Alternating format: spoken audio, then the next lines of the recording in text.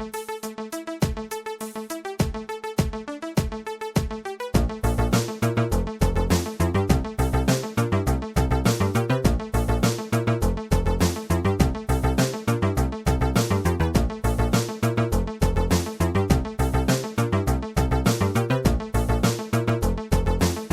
the Year of Shame Challenge. Hello, and welcome to the Year of Shame, Season 12, Episode 1. I'm your host for this month, Rich One, aka Cruel Brit, and joining me on the internets and looking at me like three bald eagles is my compatriots and partners in crime for this. There is Rich 2, Rich of the House Forder. There is Kev. Hello. Kev of House Horsley. I've got that right again. Yes.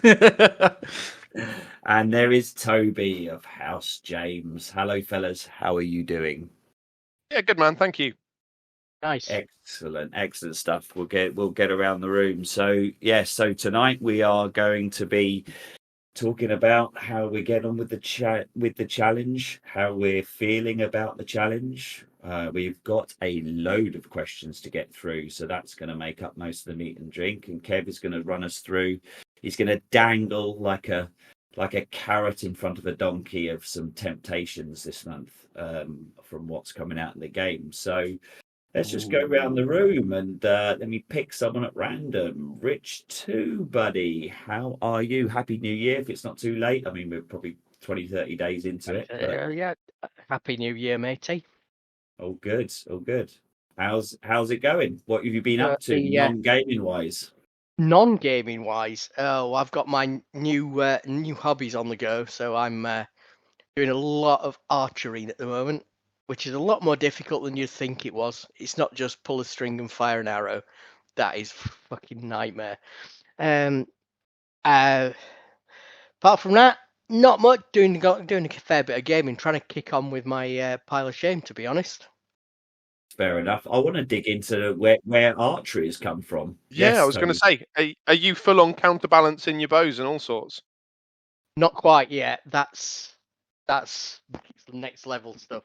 Next level. But I've got because it's not that simple. It really isn't. You look at it, and it's one of those sports where the people that make it look easy, like Ronnie playing snooker or something like that, it looks easy because they're so fucking good at it, and they just do things naturally and do whatever it is.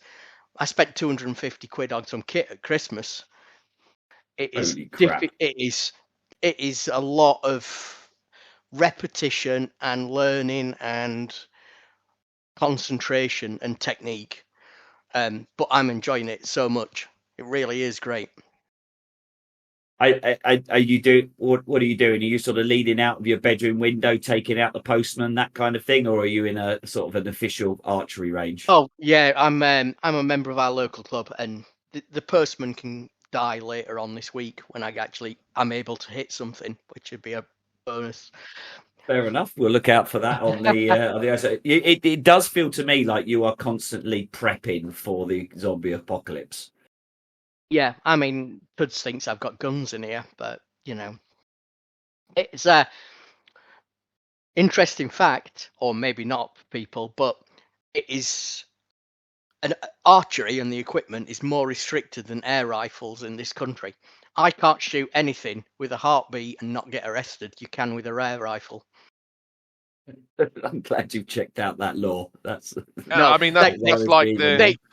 we were warned about that the first week we turned up. That's like the ridiculous laws in Shrewsbury about the bridges. Have you ever been to Shrewsbury? I have been to Shrewsbury, but the laws of the bridges are... There's two bridges that go into the town centre. There's the English Bridge and the Welsh Bridge. And the story goes that there are still bylaws standing to this day. If an Englishman crosses the Welsh Bridge on a Sunday, can be shot with a bow and arrow, and if a Welshman crosses the English Bridge on a Sunday, he can also be shot with a bow and arrow. This came into play because Shrewsbury used to be the capital, or a part of Wales. It wasn't the capital, but it was a main city in Wales a long time ago. And then we decided we're having that. Looks nice. Got a river going through it. We'll have it. And so the bridges laws came into effect. Right. If I ever track you in Shrewsbury, Forder, I know exactly what's going to go down. Depends on which side of the bridge you're going to be on. I could get a job in Shrewsbury defending that law. I mean, plenty have tried, man.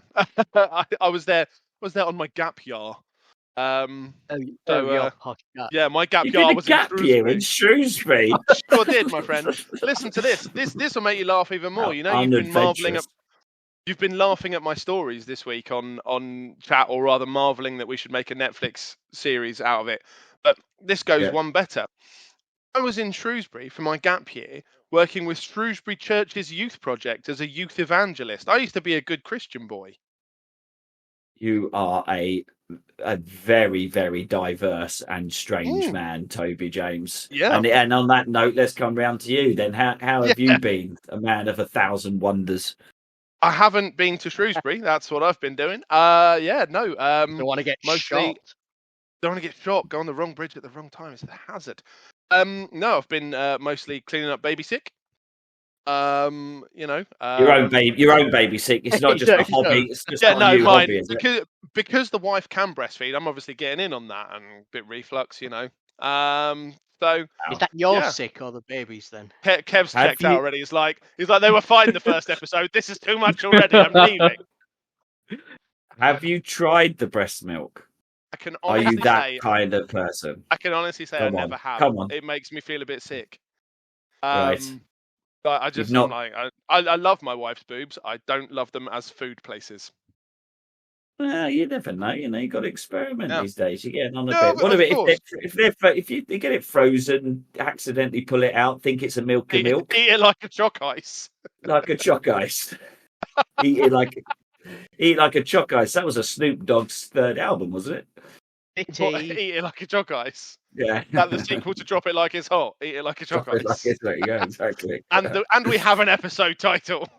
Yeah, there you go. Eat it like a Choc ice. Fantastic. Apart from that, cleaning up baby sick. And I am currently doing research and prepping for a part I've been asked to take a look at. Musical theatre part. Yeah, musical theatre part, mate. Yeah. Yes. So, yeah, there's a part that I'm eyeing up. So I like to do my research. My ADHD hyperfocus really helps in this arena because it just means that I go absolutely nuts on a deep dive of everyone that's ever played the part and everything they did and every interview they did and every different thing that they did to the guy that came before them and how they were better and how they were worse. And then I do an Excel based on all of the different points and who did things the same and who did things different and how I can utilize that. That's a lot of research for buttons, mate. Yeah, sure is. Welcome to Hyperfocus, my friend. Welcome to Hyperfocus. Yeah, Widow Twanky. Which one is it? Yeah, that. Oh, how did you know? It's actually because you're wearing a book. You're wearing a ball gown. That's why. I just don't tell everyone. No, it's actually a bit of a peach of a part, and it's quite an iconic character in British children's literature, I'd say. Okay. Do we guess, or you're not going to reveal? Are you under contract? I'm not under contract, but more will be revealed later in the year when I find out if I've got it. I will talk about it on an episode. Whether I win or lose, I'll still divulge after that part of the process has taken place. It's definitely the Gruffalo. It's typecasting. Yes, and all the good stuff. Right. Okay, Kev, how you doing? Yeah, not bad. You fakey bald man. Usurper. Yeah. Yeah, not bad. It's been work's been a busy week, busy month even. We've just moved into a new office. So just before Christmas, I was busy getting all the kit set up for that, and then now we're in there. And it's sort of like the first time I've been around people in a long time. So God's people.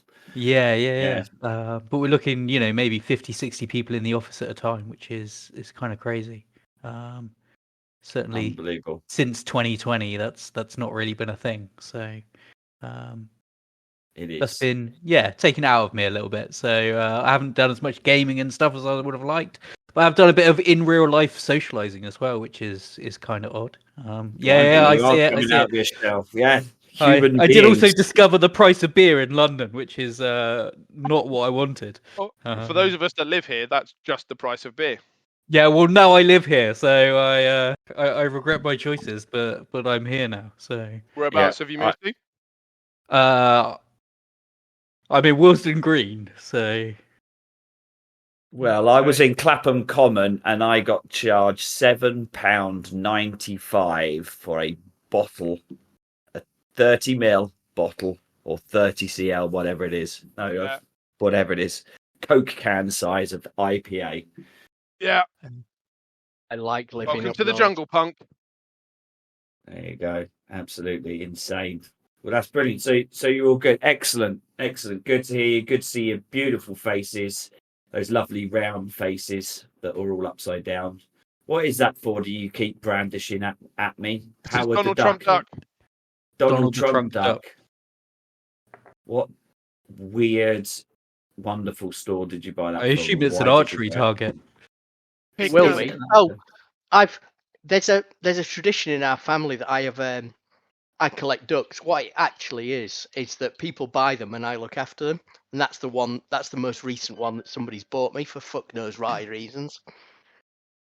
How the fuck was I even supposed to guess that was the thing? I didn't know until it arrived at my fucking house. Fantastic. I think what it was is they mistook me collecting Funko Pops for the need that I need various amusing ducks. They're very much similar in size. Yes, but not turn as that wanker thing is. To be fair, I have a small collection. Well, I have 3 ducks from that collection, I think. What is going on? Who am I in a room with? When I'm in the bath, a rubber duck is the least of my concerns. Anyone watch Saltburn this week? No, it's on my list, but I haven't got to it yet. I know what scene you're talking about, and I am going to watch You're the in film. for a ride. Honestly, as a film, it's great. I really, really enjoyed it. I don't think it's as bad or as titillating or as gratuitous as some people are making out. But there are some bits in it you just go, come on, mate. There are the 2 bits in it. The 2 bits in it. I was reading. My daughters are obsessed. There's more than 2 bits in it in that. But there's the bit with the grave. The grave at the end is improvised, and the bathwater is improvised as well. And I think that the directors are just talking about how they were just like, what? Toby, you're fully aware of the sorts of films that I watch generally. Yes, I'm very aware of your film predilections, sir. So I'm just wondering how far up the scale that's going to actually reach. It depends because obviously your scale goes a lot into hyper realistic for the sake of gore and things like that. Yes. This doesn't run along the same lines.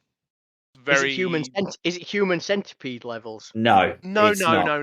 That's what I mean. People are going nuts about it, and it's actually it's quite a well-made film. I was saying to a mate who I was at college with, because I did like film studies and all that crap. I wanted to be a director before I realized how difficult it was.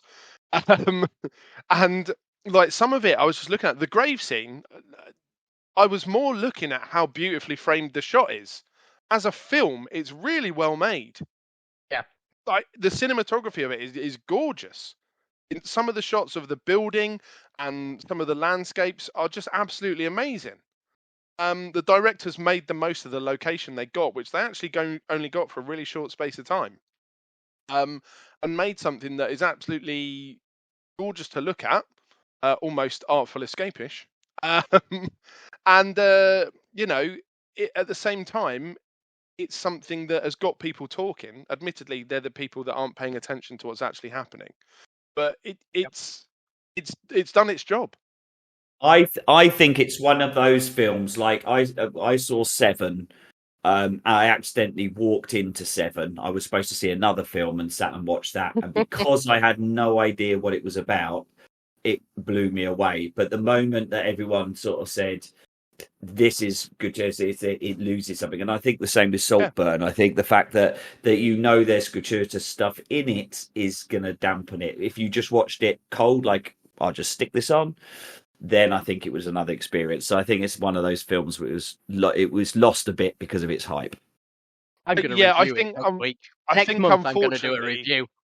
The TikTok generation have got hold of it, and with the TikTok generation, it's all about sound bites and how much attention you can get in a very short space of time. And that dampens what that film can do. It's very good. Right. Have you guys any other film recommendations before we move on to our piles? I've finally started watching that fake Star Wars. The one on Netflix that was going to be a Star Wars, and then they said no. So Zack Snyder made it anyway. I forget what it's called. Oh fuck's sake! Good piece of information there. Now. Evil Dead Rise. That's good. You can watch something, isn't it? Nice. It might be. I'm just looking on my Netflix watch history because I didn't finish it because I've been doing it in chunks because it's long and I'm old and tired. I'm not allowed film recommendations. No, you're not. This makes for absolutely fantastic radio. Rebel Moon. So yeah, it was gonna be a Star Wars. Zack Snyder was hired to write a Star Wars film that was set sort of out of the regular galaxy that Star Wars is mostly set in, like on the Outer Rim and stuff like that. And he wrote it, and then it all got shut down. And he went, "Well, I'm going to fucking make my film anyway." So there are people with lasery swords that aren't lightsabers and things like that. It's actually pretty good from what I've watched. Have they changed the name of everyone like Pro Evo Soccer had to do? No, because it's set apart from the rest of Star Wars. No one from Star Wars would have been in it anyway. It's all completely new people in completely new situations. Marth Gader. Yeah, kind of. And Jude Skyrunner. Also, it's Would not. Would you like to visit the slightly dull side? It's not a film, but I've been watching Last Stop Larimar on Netflix, which is it's got a little touch of Making a Murderer about it, but it's about a tiny town on the edge of the Australian bush. Literally 12 people live in this town, and one person goes missing. I was like, premise. It's all real, like it's all true, and it's a real life crime investigation. And so the reality is that of these 11 people now that live there, one of them could very well have killed this person. And it goes in depth into the investigation of that and stuff. And it's fascinating. Like you can't look away from it. It's really interesting.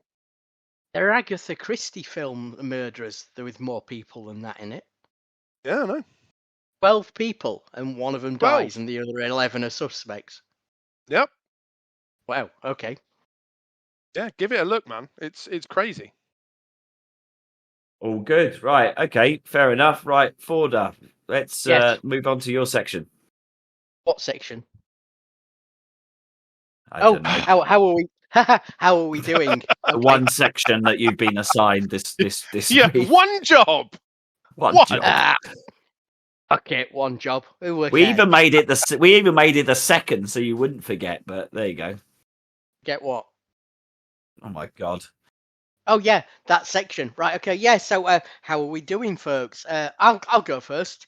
I have completed the base game of Dredge. It's actually quite short, but quite interesting. Rich doesn't like this because I described it as a Lovecraftian horror game, and he just went, "Where the fuck are you getting these games from?" Yeah. Give me a bit more of detail on what these are, because I probably would really enjoy it if I could buy any games or introduce them. I don't have them on my file. If I said Lovecraftian horror to you, do you know what I'm talking about? Yeah, I've got a kind of a vague feeling. I think I know what it is. I've sort of delved into some comics of that ilk. So it would be sort of otherworldly gods that lay claim to controlling the earth that were here before we were. And Cthulhu. Cthulhu, yeah, and his cohorts, because there's various other other ones that are in there as well. This is I've got to be careful because it's a good story, but I don't want to wreck too much of it if anyone wants to play it. You are a fisherman who wakes up having his boat dashed on some rocks, and you have to go through a story of recounting where you came from, why it crashed, and why you're there. I think I've accidentally completed part of the DLC, but that's off the list now. I've completed the main story of that 100% based on what PS whatever it is works out. I've moved on to 2 Point Campus now. I'm quite way through that. Well, quite a way, 25% of the way through it. It works out, I don't know how, on the percentage you've got, because I think there's a hell of a lot more universities involved in that than it works at 25%, but who knows. I tend to go for 3 stars on the one I've got rather than moving on to the next one as soon as it becomes available. So it might be that I could it might be that I could mainline it to the end straight away, but that's not the way I play those games. I've got something I didn't mention that was on my list last time, and I hold my hand up because I forgot to mention it, was I've got Evil Genius 2, which should be in my list. That's another thing that I realised after we'd finished recording that I hadn't mentioned that. So that's actually on the pile.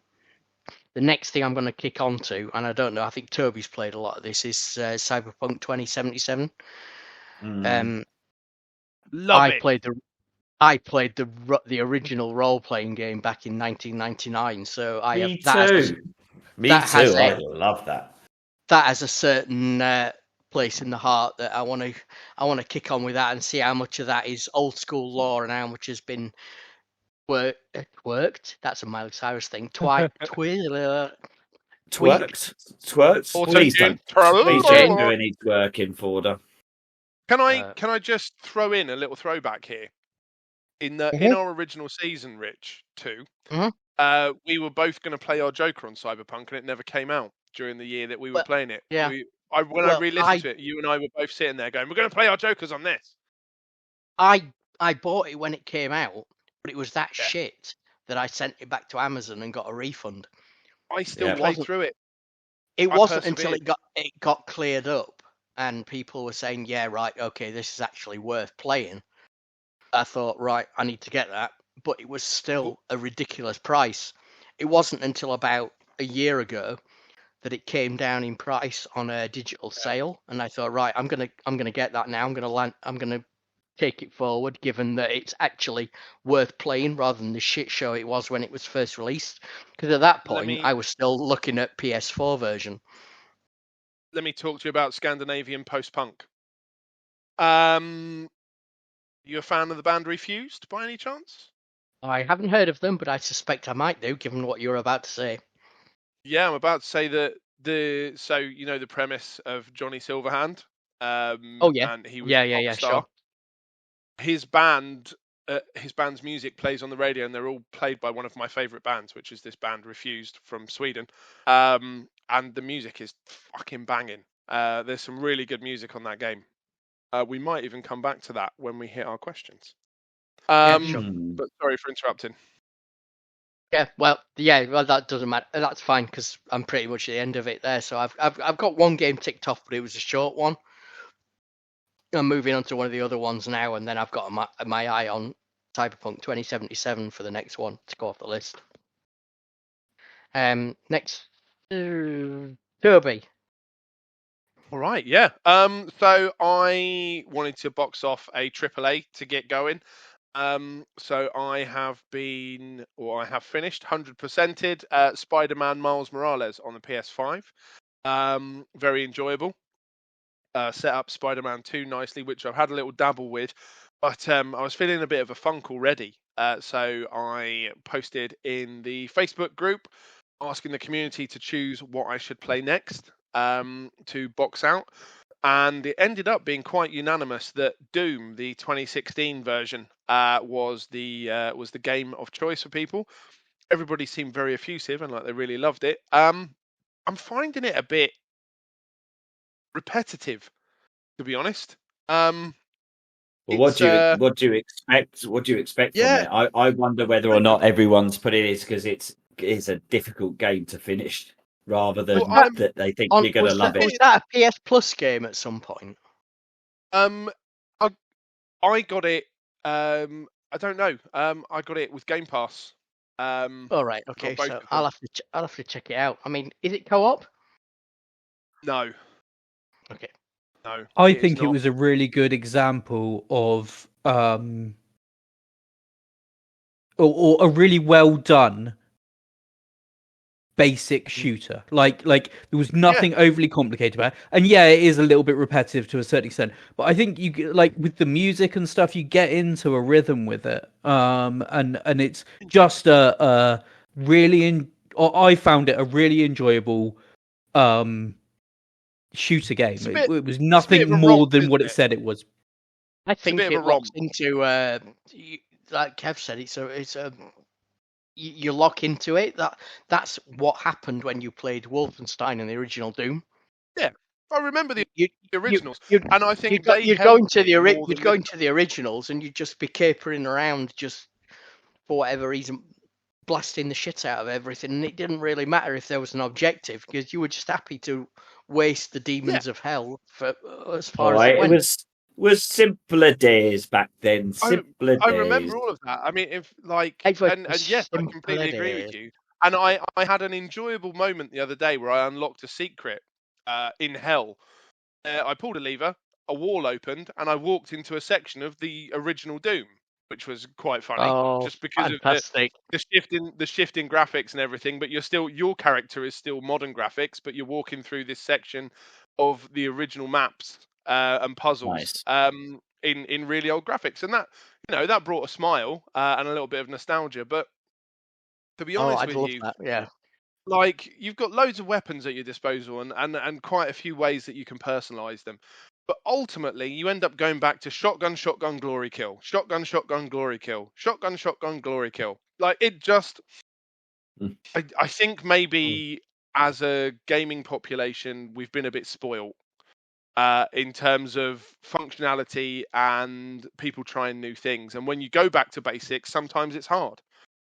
Out of interest, how far When have you you go back got? to basics, there's nothing better than So a big old fucking I've shotgun. just got to getting back to Mars. So I've just gone through hell and got back to Mars.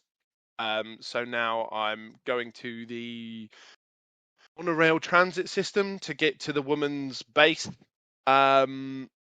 to go and kill her, which she was supposed to do before she went to hell. Then you're supposed to do in hell. Then you're supposed to do. Now you're back on Mars. The premise is kill the woman, which is fine. She's weird, but and I'm pottering through it. I'm giving it sort of a few hours every now and again, and I'll persevere with it. I'm not just going to class 5 it and bin it off. I'll get it finished because that's something I really want to do this year. Is when I start a game, I want to push through and finish it. And it was a lot easier with Spider-Man because I'm a massive comic nerd and Spider-Man's the best. But it's I know he's not really the best, Rich. I was just fangirling.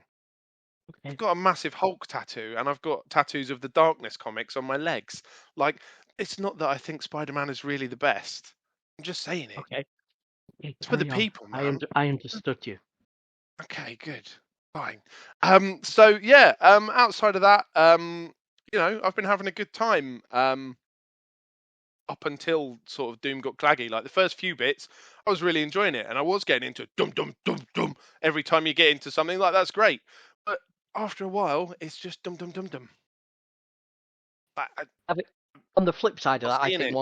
one thing I'm missing is on my list is something that is just something I can go in and shoot the fuck out of everything with whatever. I had a review of my list, and I think most of my things are basic RTS stuff. Road traffic Yeah. accident. That's what he said. And are RTSs, and I can see that becoming in a couple of months' time. I can see myself finding that very dull. I think what I might do is hang on to Cyberpunk and play it in bits, just so that I've got a bit of a palate cleanser for the things like Evil Genius and 2 Point Campus that I've got on my list. I genuinely believe once you get sucked in, once you get past a certain point in Cyberpunk, you will not be able to put it down. Genuinely believe that.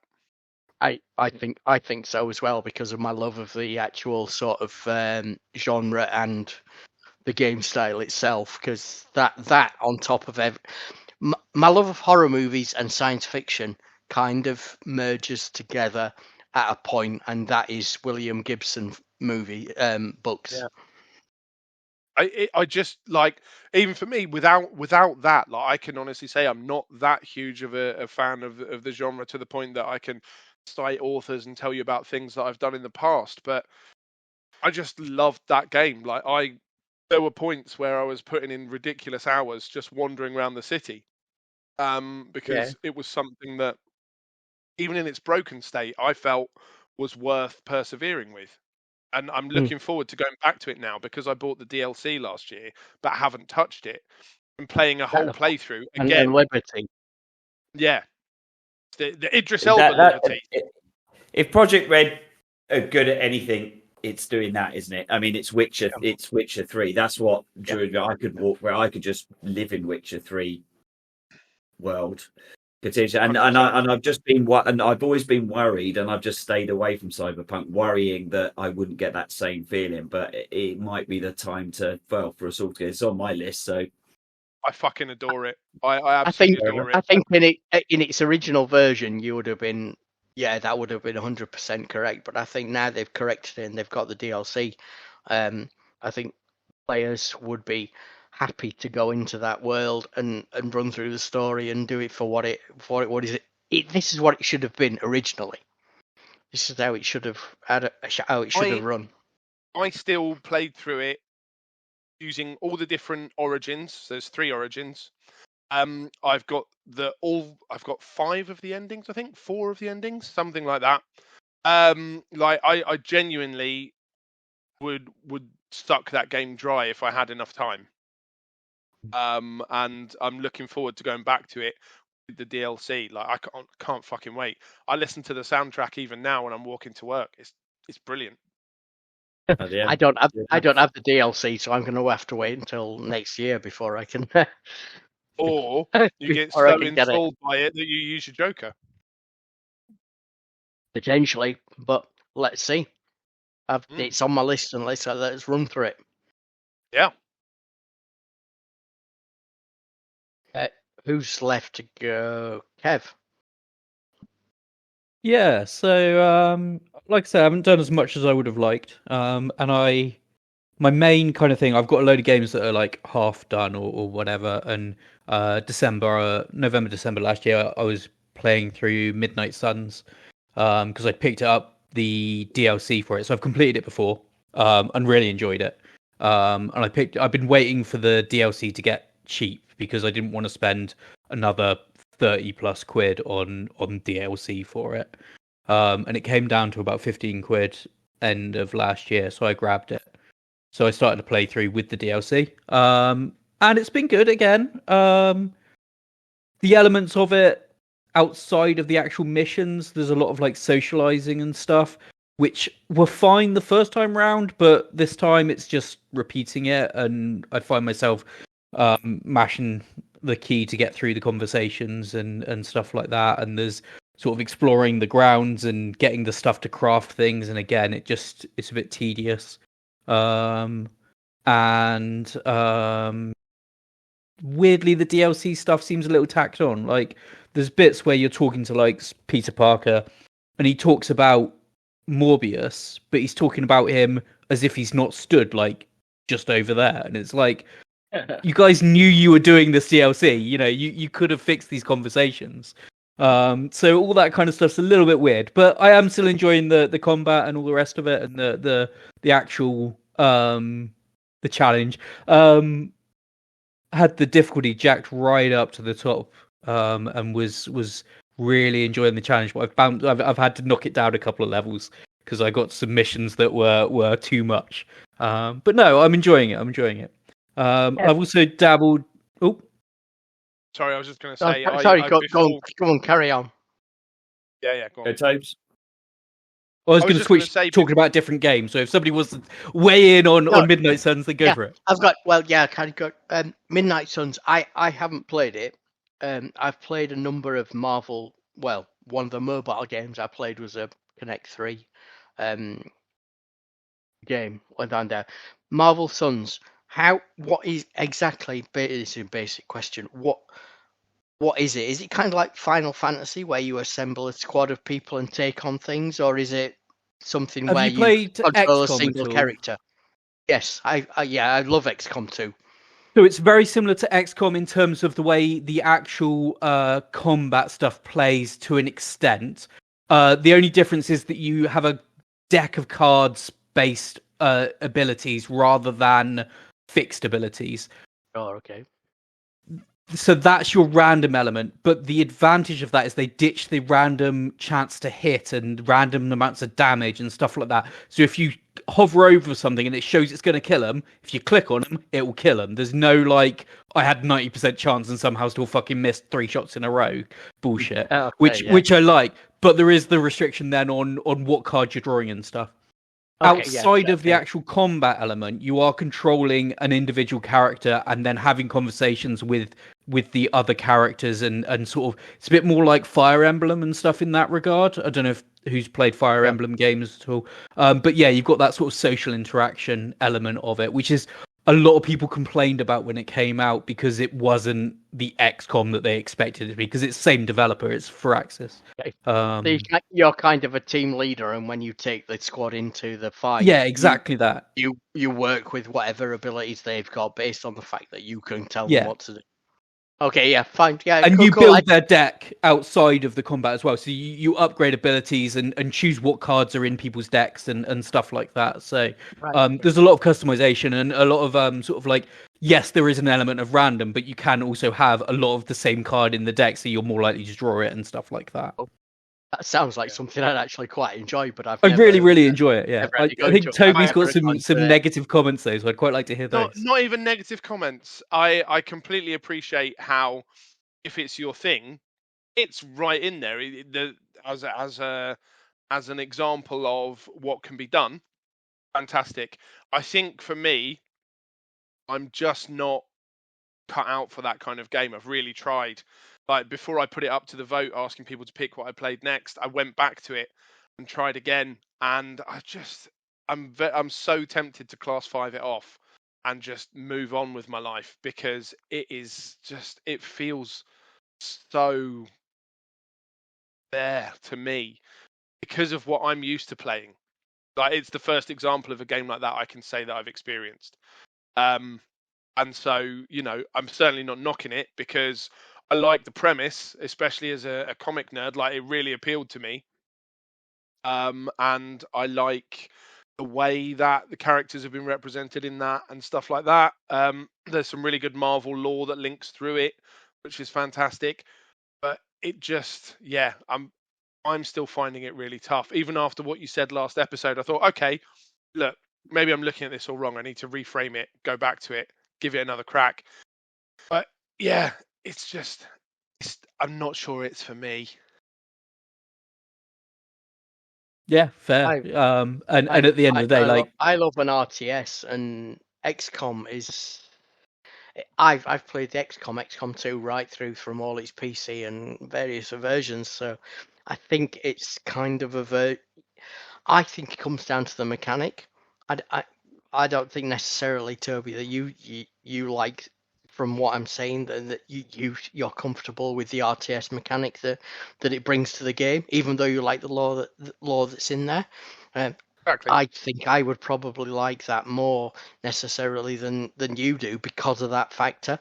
I'm not somebody. I like superhero stuff. Like I've got Marvel superhero board games set in my house, that I could work with. But I heard such negative things about Marvel Suns when it came out that I just skirted it and left it alone. a lot of the commentary was around people referring to it as being like a dating simulator and stuff like that. And actually, like, while the conversations and things, you're building friendships, there's no romantic stuff or anything like that in there. And it is a really nice kind of like almost a self-insert into like getting to chat to these superheroes and stuff. I think it's done really well, personally. It's the Blade and Carol Danvers thing, which is slightly Yes, different. yeah, that's true. Yeah. That would mean nothing to me, so I just carry on playing the game. Yeah. And so outside of that, moving on, I have dabbled a bit in a game called Wizard with a Gun, which I don't know if it's got much coverage or people very aware of it. I played it first in the Steam Next Fest, which, if you guys are not aware of, is a period of time where a load of indie games and stuff typically put out demos and things that you can just play for a bit. Quite often they're games that are still very much in development, and they, like a lot of the time the games don't even have a save mechanic. You can play it for a few hours or whatever, but when you quit it, if you start it up again, you got to start from the beginning. So Wizard with a Gun is a roguelike. The concept is that the world is ending, and you have the ability to rewind time. So you rewind time, you go out, you collect gear and power-ups and crafting materials, and then you go back to your home base where you can build and improve your gun and your bullets and various things like that. So like a Returnal. You played Returnal? I don't know Returnal. It's one of those, yeah. It's one of those on this. So no, it's exactly the same roguelike stuff. Sure. I love the concept of roguelike. Trying to finish them is just sometimes like chewing rubber. Yes, yeah, no, absolutely. So yeah, I've dabbled a bit in that. It was another one that I picked up just sort of Christmas time when it was in sales and stuff. I really enjoyed it in the Next Fest. But I wasn't quite willing to pay again, I think it was about 30 quid at one point. I wasn't quite willing to pay that, but I picked it up for about 15. I'm enjoying it. But it is kind of a dabbling in it a bit, sort of every now and again between Midnight Suns when I get particularly pissed off with a difficult mission or whatever. So yeah, that's been my gaming this month so far. Oh, along with the fairly standard, I play a fair chunk of things like PUBG and Valheim. I'm playing with a friend of mine as well, so the multiplayer stuff. All right. I think that covers So everybody. Well, do I get a go? I was say you've missed Rich. Oh, fuck off! You're not usual. Go on then. Yeah, exactly. People going. All right. Okay. So my strategy this year is I wanted to start off with some quick wins. So I thought I'd take some smaller games that I played a little bit or completely new games. So I just get some ticks in the boxes, get some fives there to get the old adrenaline going. And so I ticked off Thomas Was Alone. We enjoyed that. We won't go too much into that. Toby knows on us. I thought it was a great game. But my only disappointment was on that game was I felt the puzzles could be more challenging. I don't know. The story was great. I hooked into it. I loved it, like you said. I'm glad I finished it. I just thought, do you know what? I could run through this if they could. A bit like Portal. I like that kind of mental challenge. But great game. And also, oh my God, what was the game that I played and streamed? The Artful Escape. Artful Escape. Yeah, again, fantastic game, great experience. Love those little indie experiences. Bit like The Journey, bit like Firewatch. That's it. It's more of a feeling. It is not really. I know this sounds like an insult, but it's not really a game.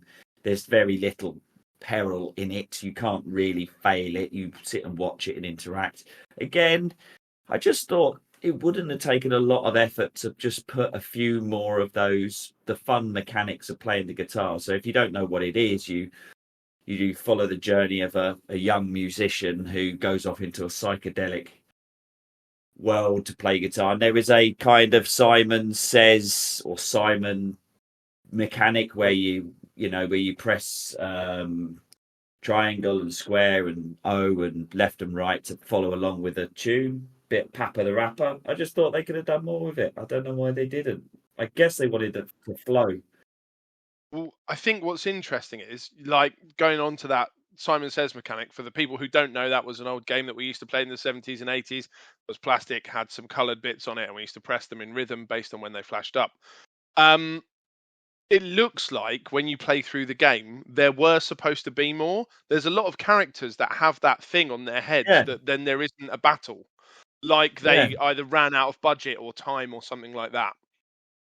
It was strange, but I mean, it's so beautifully put together, and the music and the effort and everything like that is just awe-inspiring. And is Ben your mate, Kev? Then Yes, yeah. So I used to work with Ben. he platinumed it. I did ask a question. I don't know if they was. I don't know how you platinum it. I mean, I guess I looked into it, so there must be some stuff that they didn't do. Just the second playthrough, is it? I think there's things that you have to do that you couldn't do the first time round. I have a feeling. Okay, well, I'm not look into that because I very rarely look at platinum games. I enjoy them once. No, yeah, no, exactly. I'm not chasing that. So those are two really fantastic experiences. And then, what's the Foo Fighters lyric? I've got a confession to make. So after I finished those two. After I'd finished those two, I wanted to play something completely new that I hadn't heard of before. And yeah, I fucked up, boys. No. Not this here we early. go. I fucked up. What's happened is, do you know I was a little late with my list getting it in order? I had it in order, and then on the second, I think I'd had to go on holiday, so I just wanted a quick run through on my phone, my PS app, to make sure that I'd added to library everything that I had put on my list. And I was in a hotel room, I'd been out for this, so I was sort of like, oh yeah, add to like, yeah, make sure that's in. So anyway, I come to choose my third game that I run on, and I go, oh, that's interesting. I haven't seen that before. That looks like something completely new. The Evil West. That must be. I was like, oh, what is that? I checked it out. Launched in 2022. So there you go. There's no problem with that. Must have added it quite a while ago.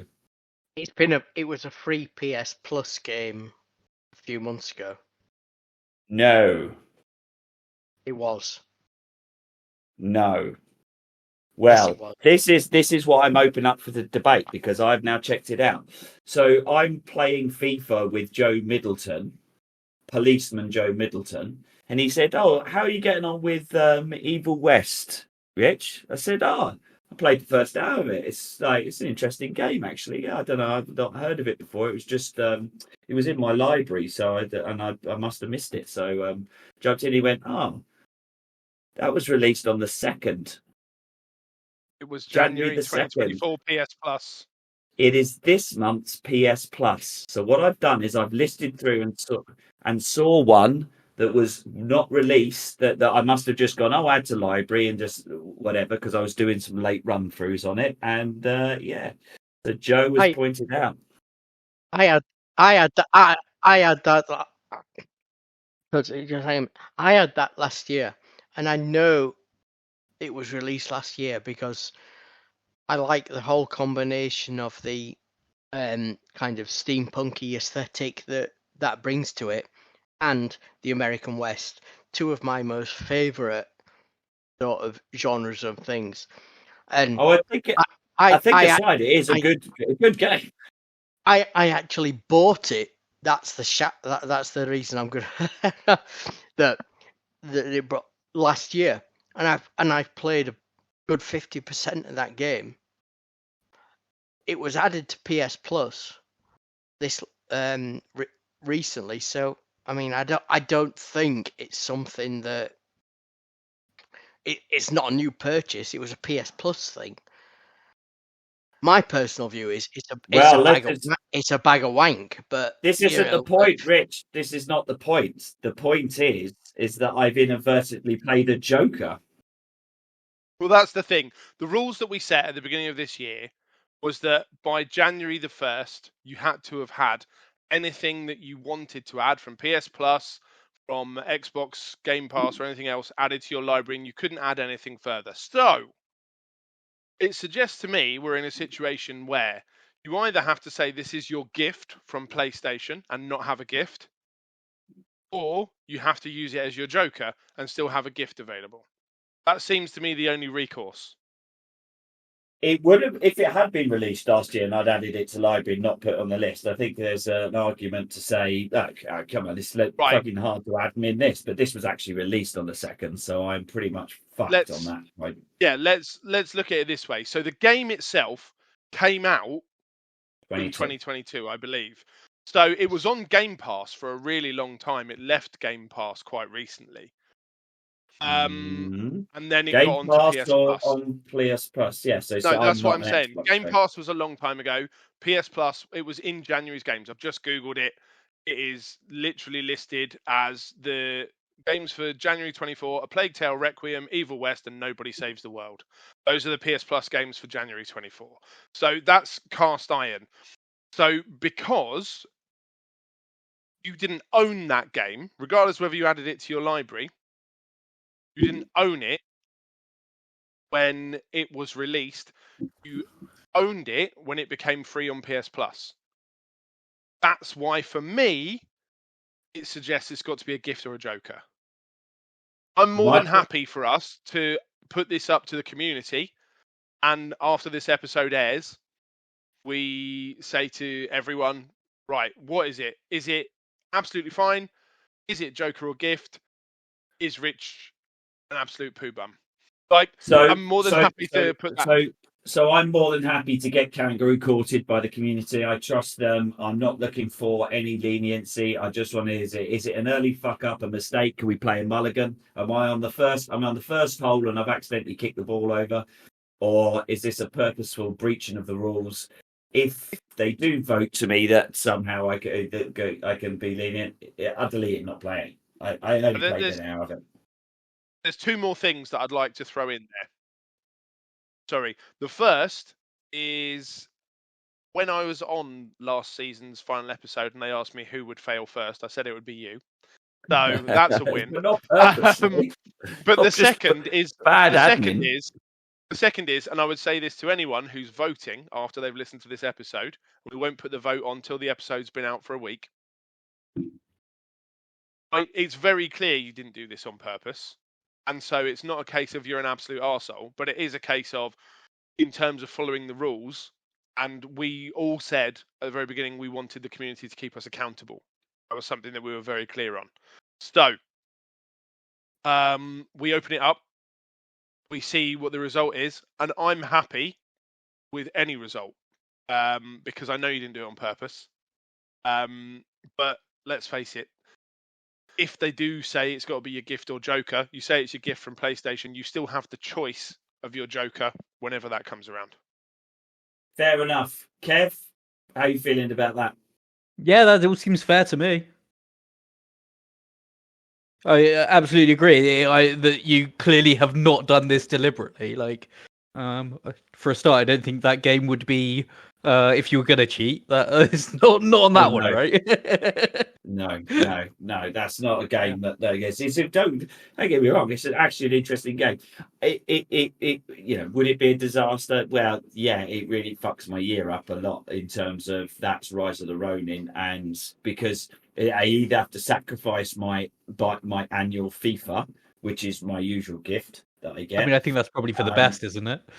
It probably is for the best. But Rise of the Ronin and anything else, so it makes it tight. But if that is that it dams the rules, man, and it sets a precedent, it means we tighten them up, then that's absolutely fine. But there you go. Yeah. So anyway, post that administrative fuck up, I jumped straight into the safety of Last 2. Go on. Can I have a 2 pence on that? I'm on 2 penneth it in, Forder. What are you doing? Okay, so it's a PS Plus game. That could be added to your library in any way. We've all got that game. Fine, that's fair enough. I've played the aforementioned title. It's not great as far as No. I'm concerned. It's very much walk around, kill a few things, get to a boss battle, fight it, move on to the next bit. There are plenty more things that you could work towards and get ticked off your list that are worth your time than that bilge. If I'm forced to keep it, which I've deleted it so far, but if I'm forced to keep it, then I bloody well will play it if it's going to have to be a gift or a joker. But I get what you mean. It's not the greatest game, but it's it's shit, but it's I've fun enough. had a good experience of it. I mean, we mentioned before, the whole Red Dead thing. American West is kind of one of my things, and well, this is cyberpunk American West. It should be right up your strata. Exactly. This is Route 1. I'm struggling with words to describe it. You move from one arena to another, and then you have a big fight. What I'd be happy with if you said, for instance, you don't play another minute of that in game, and that's it, done, because it's not worth anybody's time. It really isn't. It's an attempt to make a game that kind of works off the back of everybody else's ideas and backgrounds and that kind of thing. You've got the Red Dead idea, you've got the idea of cyberpunk, you've steampunk, you've got all these things. It throws those into the mix and somehow makes a dull game that really couldn't be bothered by anybody who's bothered with any sort of other time. It's just like my cooking, all the right ingredients, just the result is terrible. From my point of view, if you say, right, I'm not going to play another minute of that game, and we'll just delete it or remove it from your library, then that's it, done and dusted. And I wouldn't say it costs you a single joker or a single gift as far as that's concerned, because I've had games like that have jumped into my library and you've looked at them and you thought, hang on a minute, that's the sort of thing that might fill me with a few platinums or whatever it is. And personally, they're sold to you in such a certain way, and we've got 3 other people here that can keep you to accountable for everything else. For my 2 penneth, get rid of that game and that's it. We'll rush you under the carpet and carry on as normal. Right, I'm hiring Ford as my attorney. Right, so the case for the defence rests, and let's open it up to the judge and the jury of the community to convict me or to let me off with a slap on the wrist. I think I'd just say that, the final buck has to stop with the community, not with us. Brushing under the carpet is how you get to season 6, and we all know how that turned out. Dum, dum, dum. Hang on, you're not allowed to call that. It's like saying Macbeth, mate, on stage. You can't say that. Scottish play. Exactly. You're not supposed to talk about season 6. The Scottish except season. For anyway. On our year, I offered the worst culprit out to one of those YouTube boxing matches, and no one ever responded. Fair enough. Anyway, let me just finish off my section. Then I jumped into Safe Ground, which is Last of Us 2. I was about 40% of the way in. I'm running it through on survivor mode, as I did with Last of Us, and I'm absolutely fucking cock-a-hoop about it. I love it. It's fantastic. It's so much better than the first one. If in terms of its gaming mechanic, maybe its story is not as powerful, but in terms of the scenarios it sets up and the management of resource management, especially in survivor mode, where you have to make some really, really difficult choices, whether or not to go into particular areas to try and either get additional resources or the resources you use to get through that area, and you have to constantly weigh it up. Love it. Ticks loads of boxes. And so to finish on a positive, I'm absolutely banging to Last of Us 2 again. Can't wait to finish it. Wish I had. Lovely. Yeah. Beautiful. All right. Does that fall to me then to go through our community questions? Yeah, you Bellend. Gotta go up. You Bellend. You big Sorry, fat were we going to prick. talk about this month's games first, or Let's move on to Kev's sections next. Let's not over. Yeah, no, let's do Kev's section. Let's not do the Toby's all about me bullshit. Let's do Toby that. is. But Kev, do try and get through it quickly before Ford gets Toby absolutely is, smashed off his box because I did don't know think that what was he's perhaps drinking. going on. He's going downhill quick, mate. Cool. So yeah, games. I've got a couple that I want to talk about that that have come out this month, and whether anybody's sort of like been tempted or what they've been thinking about it. So first of all on that list is the Prince of Persia game, The Lost Crown. Has anybody sort of been paying attention to that? It seems to have had some pretty decent reviews to it. So Oh yeah, the reviews looked amazing, and people posted it in the Year of Shame group. And I think the gift that I posted was "Look at all the fucks I don't give," which is, I think, is a fair indication of how I feel about the game. Prince of Persia, great. I can wait at least 2 years before I want to play that. There's other stuff that's much more exciting. I can't even remember playing the first Prince of Persia game, let alone any of the subsequent. Did the first one come out? It's pure platformer, right? On PS1 Yeah, it was and that kind of era. platformer. It wasn't even PS1. It was PC. I was going to say before. it was yeah. It was ancient. Amiga and old. Atari ST. Yeah, definitely. Oh, really? Wow. Yeah. Yeah, I remember playing a Prince of Persia. 1989, the first one came out. Do we still need more of it? Like, I'm not No. sure we do. No, that I'm with possibly. Toby. We don't need more of that. I mean, it's no Fair Evil enough. West. There you go. That seems to be a fairly unanimous consensus on that. Unanimous. Like, Move on. who Nothing gives a to shit? see here. Nothing to see here. Move on. So, we're not aroused one bit. The other one that I wondered whether anybody had any opinions on, and in general, I think that maybe there's a topic of conversation here, is The Last of Us Part 2 Remastered. And I noticed next month there's a couple of remastered things coming out as well, and I wondered what the sort of general thought about the level of remasters and stuff that we get these days. We seem to have a lot of remasters of a lot of old games. That seems to be the thing. Well, that's the thing, though. So, like, the I current sort of gen. understand a remaster of something that's that old, but Last of Us Part 2 is not an old game to be remastering, right? Like, how much change is there? That's 100% it. There's a lot of things that are. It's like they can't come up with new ideas. We can't come up with a new idea, so let's read that mind to something that we originally. It is move into a PS5 because I am playing the PS4 version. So yeah, so it is remastered for the PS5. Basically, is the and don't get me wrong. Like I played the remastered version of the first one because that's the only version that's come to PC.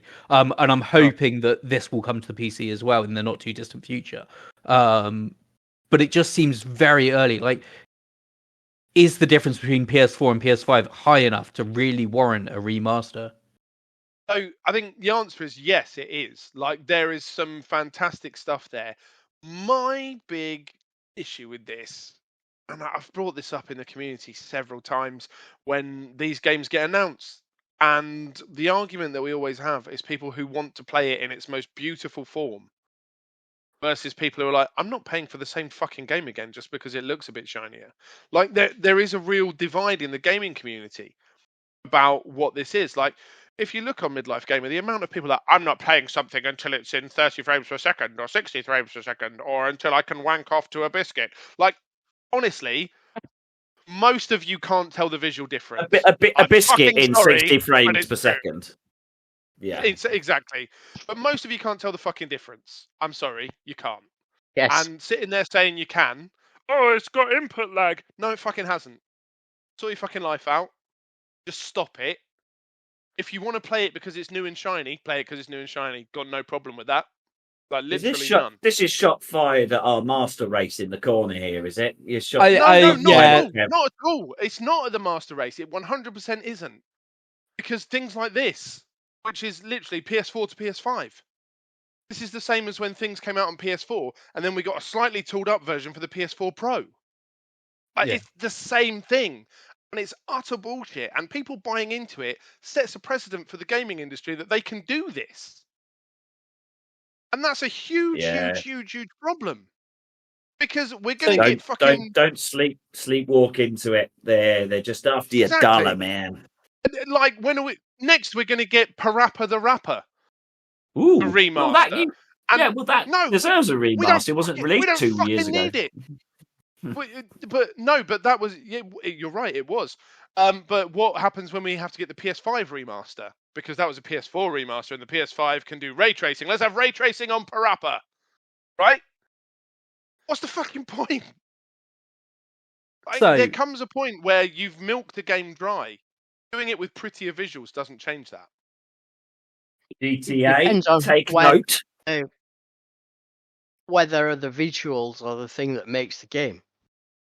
If the game is story or ideas based, it doesn't matter what version you release it on. If your game is dependent on the sound and the graphics and design on it, and I hold back on this because sometimes the horror games that I like, they are based, not the graphics, because that is different, but the sound design in those games is key to what makes them actually work. I've got Outlast to complete on my list, which I no, fuck nope. Now that would deserve a remaster. That will make you poo your pants. A remaster is something that needs to be doing when it's based on the story or whatever it is that doesn't have the key. As the key, because the key in the old version, which is the graphics, won't matter if you upgrade it. The key to that game being a good game is the story, the sound, the way that you've done the story. You should look at doing a remaster of a game, which is, I don't know, I've never played it, but I get the impression that something like the Edith Finch game or something like that, that would work fantastically as a remaster, because you can use the speed and the elements of the sound and that kind of thing that is available to you in the next gen consoles to enhance that. You don't need to draw a black and white picture any more better. 100%. I completely agree with you. Like, give me Solar Jetman from the NES. I can remaster the bollocks out of that. I'll play that forever. Like, that was phenomenal in its original form and could do bits on new generation consoles with new functionality. Yeah, but look what they did with Final Fantasy VII, though. They just completely changed the game. Yeah. Depends what they do. That's not a remaster. That's a remake. And I was gonna step into this next, because the other two games coming out next month that are remasters, I think are coming from a different argument as to whether or not they're worthwhile, because they're not new games by any stretch of the imagination. In fact, they're very old games. Mm-hmm. So we've got Tomb Raider 1, 2, and 3 are being remastered, and Star Wars Dark Forces. See, Dark Forces they from are the PC still in the 90s. Yeah. Wow. But they are still just remastering these. They're not remaking them. They're just brushing up the graphics. So realistically speaking, there's only so much they can achieve, and they still don't look. It's not like they're bringing it up to modern graphic standards, right? Like, they're still dated-looking, old games, and the mechanics, the gameplay, all the rest of it is still exactly as dated as it was. But they're just remastering it, but giving it a bit of polish. They say it's 4K, but 4K, but only 12 polygons still look shit, right? So yeah, just there's a lot of remastering going on, and I'm not sure we're being shown a beer here. Spice latte porter. I don't like spice that. Latte porter. Pumpkin spice latte. I'm not a pumpkin spice fan, to be honest, but that looks like it is the right color for beer. Shitting yourself. That's the color all day beer tomorrow. should be. That's delicious. Yeah. Okay. Yeah, I was wondering if anybody had any thoughts on those as remasters then. So I didn't know, but I love Tomb Raider. 1, 2, 3. So that's great, but I just can't imagine me dropping money on doing it over again. It's going to give you that retro feeling. Like, I'd love to get back into them, but then 15 minutes, a bit like Doom. You'll go, the mechanics are not what I expect. Dark Forces was a fantastic game, played the shit out of that. But if it's not a total reimagining and it's not up to modern standards of controls and the way that you fire the guns or use the lightsaber, if you did that, the blasters and everything, I just don't see the point. I mean, honestly, I've watched some trailers for the Dark Forces one, and it still looks like, like the enemies are still a flat sprites. You go around them and they're still facing you. It's exactly what Wolfenstein Doom, was in that era. So they haven't. It's not a significant change. Like, just because the textures have got a slightly higher resolution doesn't make it worthwhile, I don't think. But yeah. I don't think that adding deeper resolution to the existing graphics necessarily adds anything to it. That doesn't seem to me like a worthwhile exercise. What I would potentially like to see some of those games is, if they are going to do those sorts of things, is add some sort of story element to it, or do something else that isn't already done in the game. It doesn't matter what level of depth or resolution you've got with the graphics. As gamers, we all know what I've seen, our perception or our misuse like. We can deal with that. I think if they story to it. I think if they kept the story the same, I mean, I'm slightly on the opposite side of the fence. If they kept the story the same and then brought it up to kind of the Uncharted series, Tomb Raider up to Uncharted kind of level of graphics, and then some and made them but kept the story the same, I'd be interested in playing that. Just in different mechanics. I'd give it another run through, because it's been 30 years since 25 years since I played it. So yeah, I think that's the thing, is if it feels different to play it, if essentially takes the story and brings it up to modern gameplay standards, then I think that is an enjoyable. It makes going back and playing it through again an enjoyable experience, right? Like, going back and playing it through again when it's the same game but with slightly polished graphics, I don't think is worthwhile. I agree. Yeah. And I think it exposes it for a lot of the time for what it is, which is a cash grab, because they can assign a set of artists, pay them not a huge amount of money to just turn the graphics up a little bit very, very easily. They don't have to put a lot of effort. They don't even really have to get, game developers involved, right? It's just the art team.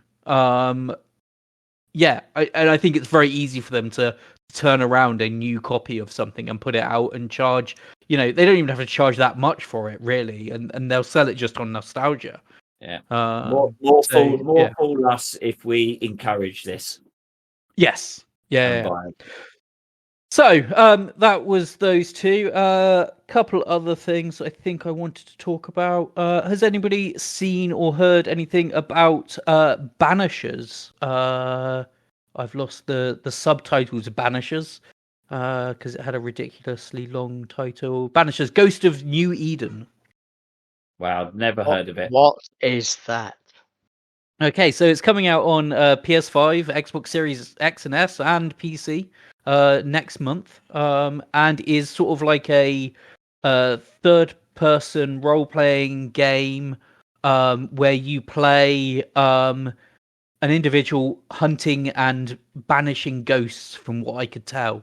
But the sort of unique selling point, as it were, seems to be that it is you play both an individual, a man in the real world, and a ghost woman who you can sort of switch places with, both in combat and during investigations and stuff, to kind of like utilize different mechanics and stuff. But it sounds like nobody has heard of it. Certainly not heard of it. Looking at a few screenshots here, and yeah, I bet you this just passes us by. It ends up on PS Plus, and it ends up on people's pile of shame. This is a game that will be on everyone's pile of shame if they drop on it.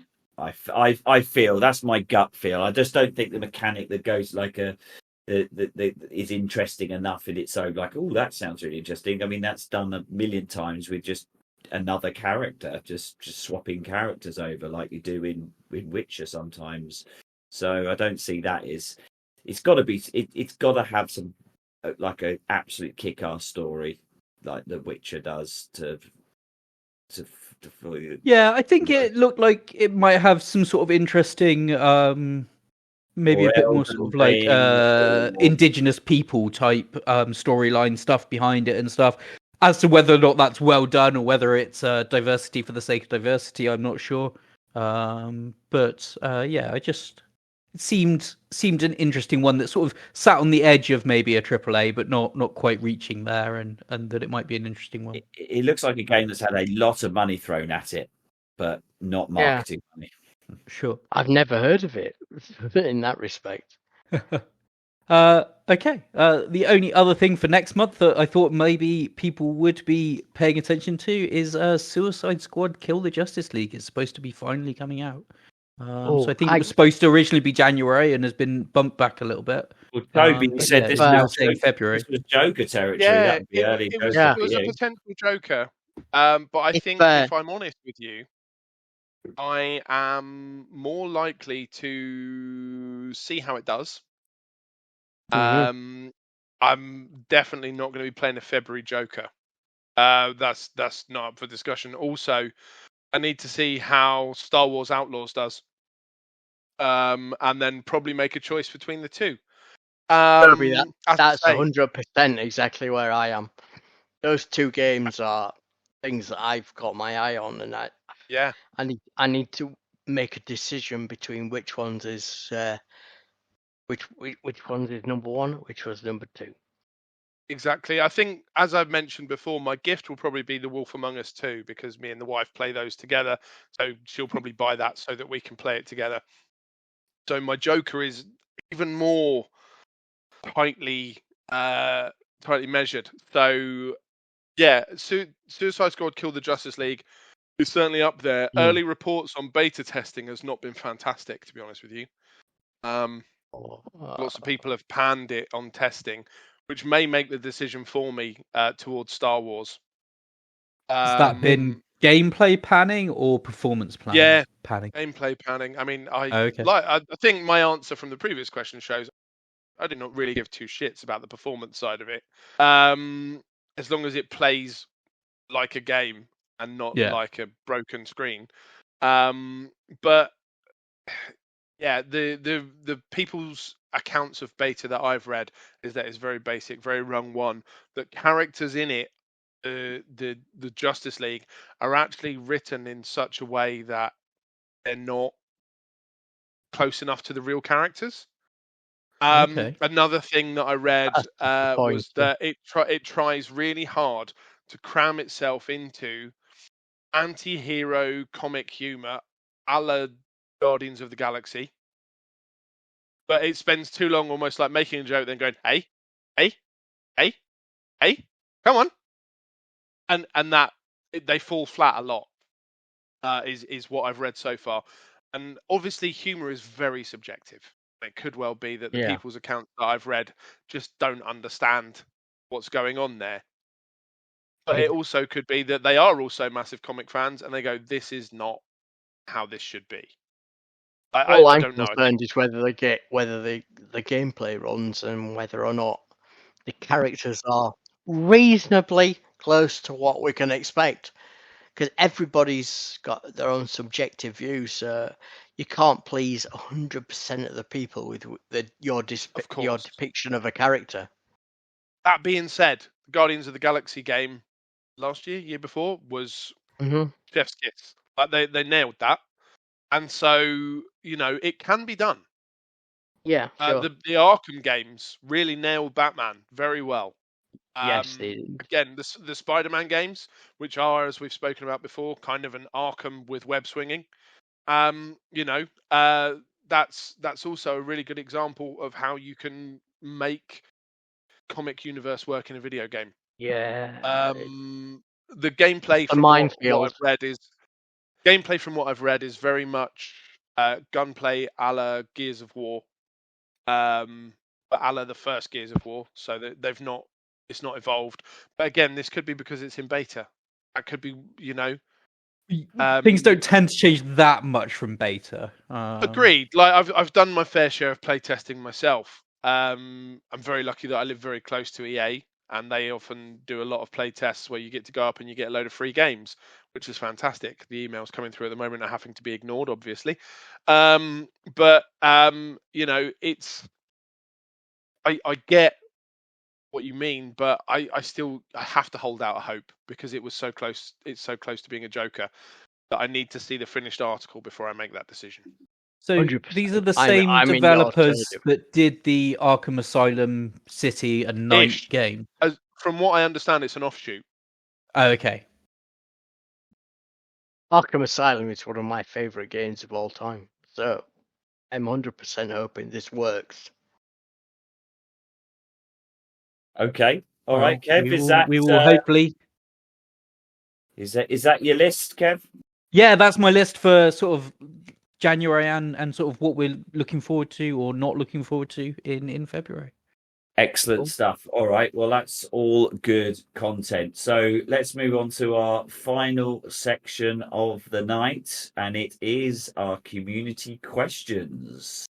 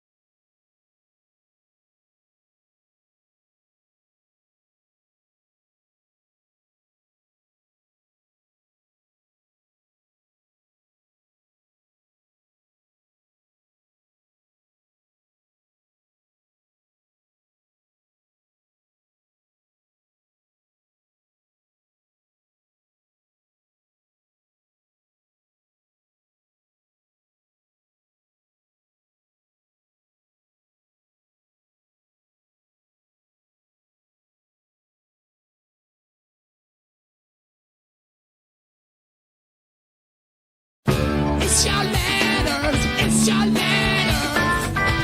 It's your letters, it's your letters. So we've got a few questions that were posted on the group, and we have also got a audio recording from our friend Dave Southall, friend of the show. Good day to you all, fellow YOS Trinauts. I thought I'd drop you a quick message as you're severely lacking in dodgy accents this year. Anyway, here's a quick 5 questions because I know you like the long ones. First one, which game from another contenders pile would you really like to see them tackle? What game is your holy grail game, like that you don't have or you would love to finish? For instance, mine is Panzer Dragoon Saga on the Saturn, as I never owned one and I've never seen an actual copy of it in real life. What is your favourite arcade machine of all time? Do you have any plans to set a challenge for each other? And finally, will you be doing any streams? Anyway, that's plenty to be going on with. Good luck on the challenge, lads. Well done. And Kev, nice to see you jumping on board. Always good to see people from the community joining in. Cheers, lads. So, a lot to unpack there from Dave. Just to recap those questions, and we'll go through them a little bit slowly and see what's what. So Dave's first question was, which game from another contender's pile would you like to see them tackle? So it's fair to say that we probably haven't studied each other's piles a great deal, mostly because none of us have bent over and spread our cheeks in front of each other, but also because we're too busy to read Excel documents. So I think what would be cool is if each one of us picks someone else, ask them to pick 3 games that they're unsure about on their pile, and we each choose one for them to tackle next after the game that they're playing currently. Does that sound fair? That sounds more than fair. Okay, What that so sounds, I'm... what that sounds is complicated. No. Just watch it roll. You sit out for a couple of turns, baby cakes, and you'll get the message. So I'm going to choose Kev. Kev, tell me 3 games that are on your pile that are reasonably hefty that you're unsure about. Yeah. So I've got a few things actually that I've picked up. I'm just double checking that they are actually all on my list. So some PlayStation games that have come out onto PC that I haven't really got very far with. So I've got the Uncharted Legacy of Thieves collection, I believe. I've got Horizon Zero Dawn. Is that a thing? That's a thing, right? Yeah. And so I've got those 2, and I think that's the 2 from PlayStation that are sort of on my list. And I haven't sort of got to either of them, despite being like one of the reasons I sold my PlayStation was because like these games that I wanted to play were now on PC, and it seemed a bit pointless. I'm struggling to find a third one, so maybe just out of those 2. Okay. I've got Zero Dawn, but it's not on my list. Anyway, I am going to say out of those 2, I would go for Uncharted. I quite enjoyed it. I think it's something a little bit different, especially as you're playing a lot of strategy-based stuff. To have something a bit balls to the wall might be a bit fun. So yeah, let's pick that for you next after your current game. Okay, yeah. So, seeing as I picked you, Kev, you pick someone next. So I'm going to go with Rich 1 because I'm not sure that Rich 2 is in a state for this right yet. Yeah, so the ones I think on the list that I am a bit unsure of is games like Another World. I've always fancied playing that, but I picked it up and put it down so many times. I just think I get a little bit bored of that. I don't even know why it always comes up on my list. Do you know Another World? I don't. I was just rapidly Googling, and so far I'm seeing a 1991 game. I'm assuming there's some sort of remake since then, is there? Yeah, exactly. One. Okay. So it's an old game. It's one of those ones where I've always fancied playing, and I've got a couple of Oddworld. So Oddworld. Do everyone know the games? Oddworld? Yeah, no Oddworld. Yeah. So like one of my favourite games of the 90s again, and then they've got the remakes of those. and a bit like Final Fantasy VII, picked them up, played them, and go, this wasn't what I thought it was. It's changed, and actually, I don't know if I like. And then the other big ones that I've got on there are all of the Assassin's Creed ones that have come out on. And again, Assassin's Creed is games I love, but there's just too many of them. And I'm going through the list, which is so long. I'm trying to find it. Which is the Viking one? Valhalla. Valhalla. Do I put that much? These are big games, right? Oh, and yeah, Valhalla's very big. And obviously Mass Effect. Massive games. And Mass Effect. I already know what the answer is. Putting Mass Effect on a list like that is in front of me is yeah. So have you tried to play Mass Effect before, or? I think so, and I've just not connected with it, and I've just thought this is a bit. I don't know why. So the first one, I can genuinely, I love it, and I loved it at the time that it came out, but I can absolutely understand why people perhaps bounced off it. Oh yeah. Can I just make? Yeah, I was gonna let you there. I ended up, because I was the same with Mass Effect 1 to an extent, got a certain way through it and was just like, I'm really not connecting. And what I actually did was I played 2 and loved it so much that I went and devoured 1. And I think that's my route in? Is that my route into this? It potentially is. I think Mass Effect 2 genuinely is the best of the series, like easily. I think Mass Effect 1 in the legendary edition, whatever they called it, they did make noticeable improvements to it. From that point of view, so it is worth maybe giving it a go. See if you bounce off it again, then maybe try and come in at 2. And to be honest, like when you go into 2, there's this whole you can go through like a comic book thing where you get to make the decisions and stuff from the first one, and I wouldn't necessarily say that's a bad way of doing it. And certainly if that means you get through 2 and 3, then that's absolutely worth doing. I can definitely understand people struggling with 1 to an extent. It is a different style of game. Yeah, I don't. That's what's putting me off, having to get through all of that to get through the 2 and 3. And you guys just talk about Mass Effect all the time. White House used to do that as well, and I've always fancied it. And I just the first 2 hours I played were not enjoyable. Yeah, no, and the first 2 hours of Mass Effect 1 are pretty dry. Yeah, and there's a lot of setting up in there that really, if you're not already invested, you're like, why are you setting up so much shit, man? But they're setting it up because it is such a big story. And so, as I said, the way I ended up doing it was I did 2, and I was like, I need to fucking know. I need to know. Like, it's not just I want to know. I've got to this point, I need to know. And so I went back and did 1. Then I carried my save across, did 2 again, then did 3. And I think that's the way, because 2 is so cinematic as well. It's got so much more in terms of relationships, and there's so much more at stake. The game drives you through it, and then you can go back and do that lore in number 1 because you've got an understanding of what they were trying to do. Yeah. What I'll do then is I will, after I've done The Last of Us, I will do Mass Effect 2. I'll do it that way, and then if I get through that, I don't know how 60 hours can I mainline it without obsessing about it? Get to a point where, and then perhaps we can get together and do a little special on it.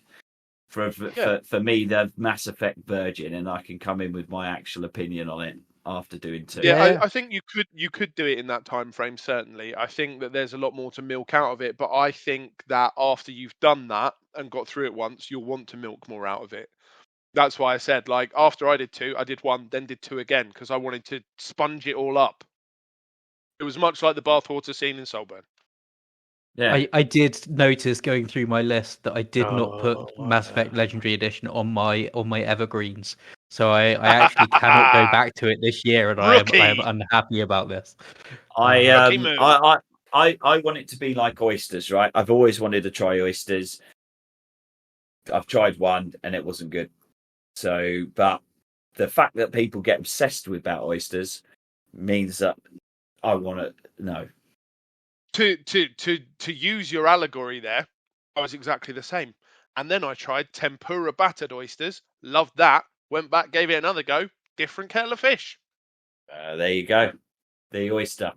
The world is my oyster. Fantastic. I will Yeah. also say though, if Oddworld New and Tasty is on your list, I was good friends with one of the artists involved, and I would be amiss to not say you absolutely should play that through as well, because just for the artwork is fantastic. So Yeah, it is. It is beautiful. It was just, Yeah. it was just one of those games that I think I had a lot more expectation of because of Yes. my nostalgia on. So maybe it's time to go Yeah. back. All right, brilliant. Hang on, Toby. Oh yeah, What's on your okay, list? me. So what's on my pile? I'm going to go with a sideways of Kev's there. I've got Horizon Zero Dawn.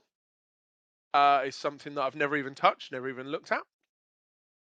I've got Fallout 4, which is something massive and all of its DLC that I have never really given enough time to. And to mix it up, I've got Senua's Sacrifice. So they're three from my pile that are up for grabs. Well, I'm gonna say, given Fallout 4 is so slow and you can get lost in it too much, and it just might be a bit of a drudge. With Zero Dawn, once you get into it and you get into the fighting mechanics, it's a canter to get through. As long as you connect with that fighting mechanic, you'll love it.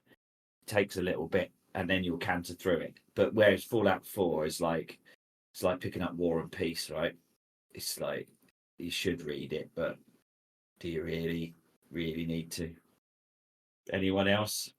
Recommendation of what you should do? No, I think it makes sense. We've got Forder if he wants to play the game. He needs to pick a person, which I believe would be you, Rich. Fallout 4 wise. Oh, nope, you're not supposed to pick one of mine. Oh, Kev Yes. picked me. Kev picked me. I picked you. I'm getting confused now. Yeah, you What- should have picked. How this is. We did a triangle instead of a circle. Let's call that It's fine. question. Let's call that question there, and move on to the next question that Dave asked us, which was, which game is your holy grail game? A game that you don't have but would love to play / finish. Let's go to you, Forder. You got your mouth pursed like you got something to say. RDR2, because I never finished it. I played so much of it, I never got to the end. I really feel like that deserves me to get to the end and sort it out. Cool. Okay. What about you? Mr. Rich Nothing number else one? to say. Nothing else to say. Rich number one. So this might answer a couple of his questions, actually, but the game that has always obsessed me, and Southall knows this as well, is Ghosts and Goblins. Right back to there, an arcade game that absolutely fascinated me back in the day. I just put 10p and 10p into it. It's a game that I don't have any access to because I don't think it's on PS5. I've looked for it. But yeah, I'd love to have that game and actually complete it. Don't know why, but would love to. It's so difficult to do. Yeah. And like Jess said, Willie, I could probably put a few Spectrum games on there, more than modern games. I had every version of a Spectrum that you could possibly ever want. I dived down into up to the end, and pretty much most of those games I never completed. Yeah. Oh, I know what you mean, brother. So From Manic Miner. that is Jet Set Willy, Manic Miner. What are the Wally games? Yep. Chucky Egg. Yep. Commando. Everything. Double Dragon. All of that. Yep. Never got to the end. So yeah. Yeah. 100% with you there. Okay, so Kev? Not sure I have one. These are games that essentially we don't own, can't own, but want to be able to play, right? Like, Yeah. yeah, or no, that I, you own but you've never got over the hump, for whatever reason, but you want to. I mean, most of those are games that are on my list this year, to be honest. Yeah, no, I don't think I have anything sort of particularly big and dramatic in a holy grail sort of way. Boring Okay. answer, I'm afraid. Yeah, no, that sucks donkey dick, dude. But I think for me, going back to my answer from the previous question, I think Fallout 4. I'd like to just fucking break the back of it, but like Rich said, I start it, I get some way, I make some stuff, I go some places, and I go, do you know what? Tired. Tired, just tired. And I just want to do something else for a while, please. And then I do something else, and I forget that it exists. Also, Yeah. I'm gonna also piggyback forward here and say RDR2. I've got so far in it, like I'm a Got to fair finish section it, through, mate. You've got to but finish it. I'm a fair section through. But like, I turned it on the other day, and I was like, I don't know what I'm doing. Yeah. Everything feels slow. And I'm not sure I can be bothered right now. And I think that's probably why I stopped playing it for a while. Was couldn't be bothered. Well, I've done that a couple of times and switched it back on and switched the RDR2 back on and thought I'm out of my depth here. The only way I'm going to recover this is to start playing again, and I can't be asked. It So- does get to a point with some games when you do that, but I think with RDR you've got to be connected with the story emotionally to push it on. And if you're just jumping back into it after a year and a half, you're like, don't give me crap about these people. So Yeah. it doesn't give me the incentive to move it through, does it? Yeah, that's it. The story's different to the history because 100% history. I love American West history, but you have to be invested in Arthur Morgan's story to want to continue with that. It's Precisely, and it makes me almost think I need to start it again. Yeah, I- start it I- again. You'll I- trot them through it. that's where I am, Yeah, but- Toby. Exactly. So me and Rich, again, like I said before, to get back into the zone for this, I re-listened to mine and Rich's season of the podcast.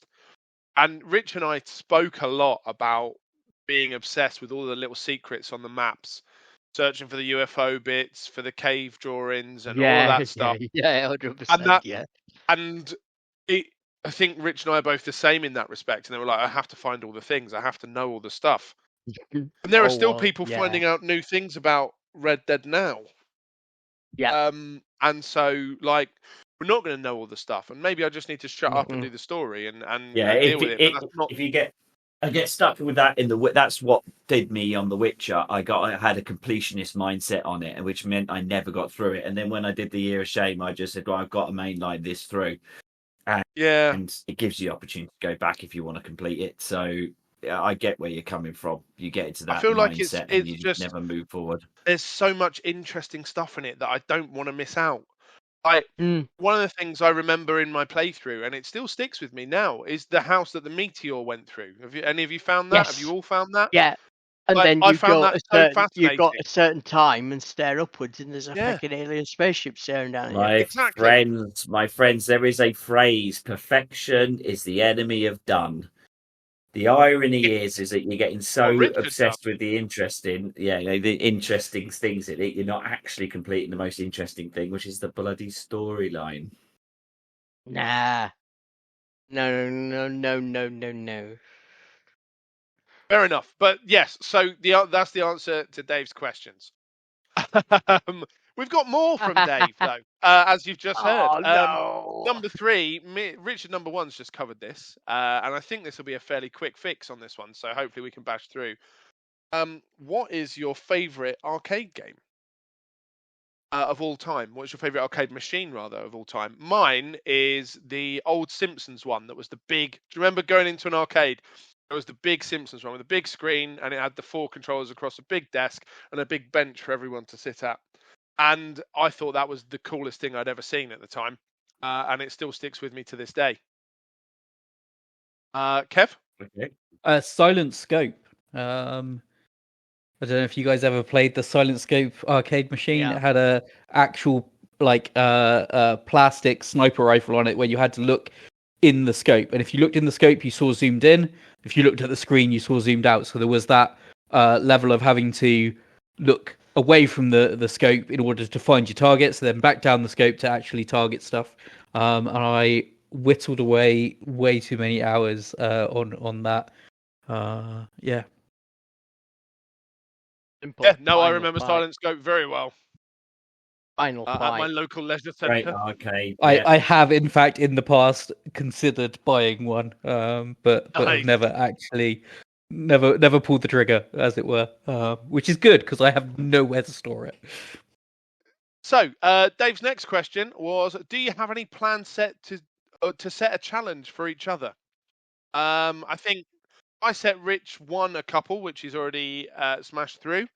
And I think one of the earlier questions kind of was a bit of a challenge that we've all sort of taken on board as to which game we play next, picked by our fellow contestants. So I think that kind of covers that out. And Dave's last question from us was, will you be doing any streams? I think the resounding answer is yes. Again, Richard number 1 streamed some of the Artful Escape this month. There's a few of us on the stream there having a chat about our experiences of the game, or just how much Rich was skipping through conversations.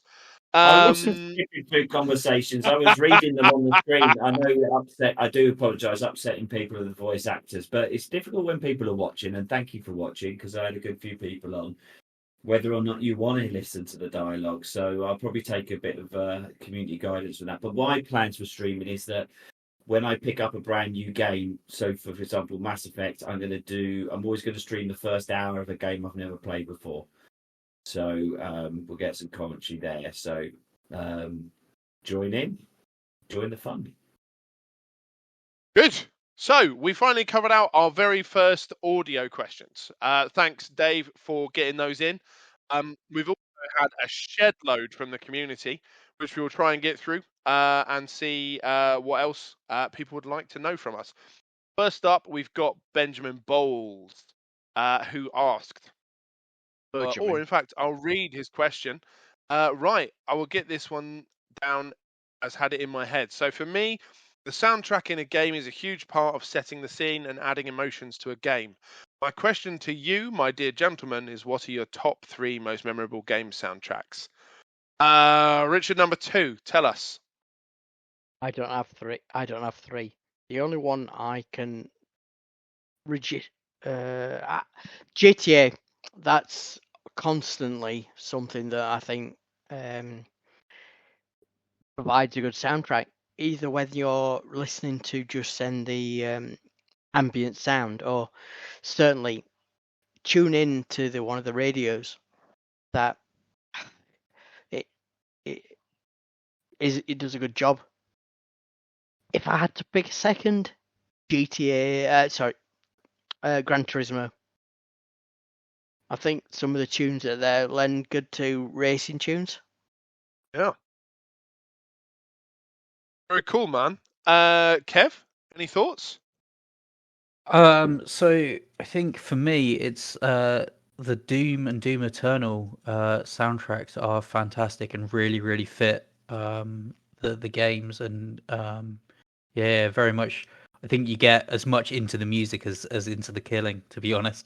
So those two, Mass Effect, obviously, like the Mass Effect soundtracks are fantastic, and probably Halo as well. The original Halo, that opening soundtrack when you first boot it up is just haunting, and I think will always stick in my mind. So those 3 probably. Very cool. Richard number 1, any thoughts on soundtracks? Yeah. Okay, so the ones that jump to mind that changed the game, that I remember the soundtrack as much as I remember the game, is probably Wipeout. That was the first time I played a game where the music absolutely added to the techno music of racing. So that stands out where music actually adds to it. I probably remember the very early FIFAs as the first time they put modern songs in, probably back to 97, 98. Was that song 2 on FIFA very early on? I think it was 96 had Robbie Williams, It's Only Us. Oh, that was that was a low point, yeah. But yeah. But song two in FIFA I'm going to say 97, move it around then. And then Is that, probably is that Blur's song too? Blur's song too. Yeah, Oh, was fabulous! that was the first time that that they put like pop music in to do it. In far as soundtracks, most memorable, probably Diablo, the chord in Diablo, that very specific chord, and then just the music in terms of atmosphere and giving me this. If I heard the Diablo soundtrack, it just gives me nostalgia. So I'll go for those three. Cool. I think for me, as I mentioned earlier, the Cyberpunk 2077 soundtrack has one of my favorite bands on it, Refused. And the stuff they've done under the moniker of Samurai, Johnny Silverhand's band, is absolutely fucking awesome. I really like it. I think it's fantastic. Mass Effect I'm 2. gonna have to go down that um, as a rabbit hole. Yeah, definitely. Do it, man. Gotta check that. Mass Effect 2 is a big one for me as well. I think, as I mentioned earlier, I find it super cinematic, and I think the score of that game really just drives it, especially as you get towards the end and things start to change for your character. That music really becomes a huge part of what's going on. I think lastly, I'm going to say, just because sometimes I find myself wandering around waffling lines from it, is Parappa. Like I will randomly be walking around and be like, kick, punch, chop the egg into the like just bullshit. It's not even the right words in the right order, but it just sticks in my head because it was so good and so catchy. I genuinely love it. I think it's it's going to stand the test of time for a long time for a lot of people. Well, And I that think game that's is a remarkably good soundtrack. soundtrack. It is a Exactly. sound. It is the game Exactly. is a soundtrack. We got a question from Darren Hilton, he of the Wacky Suits. If money was no object, what would your man cave look like? I'm going to be brutally honest. We could be on this question for a very, very, It's gonna very take long a time long with the time. four men here. And I appreciate you, Darren, for taking the time to send it in. I think what I would say is I would just be shopping around for the best of everything, the most comfort, the highest res, the biggest sound, and probably some boobies on a wall. I think that's probably it. It would have to mine would have it has to have a pool table, it has to have a golf simulator, it has to have the biggest possible TV with a big lazy boy in the middle of it, and without a doubt, it has to have the scratchy bum tennis playing woman poster on the wall. I've got to have a super duper cinema sound system accessed on VOD to every single horror movie, no know however many shit it's been made. Access a controller for the current gen systems that I have, and a TV/viewing system covering the far wall, and something that brings me beer every 30 seconds.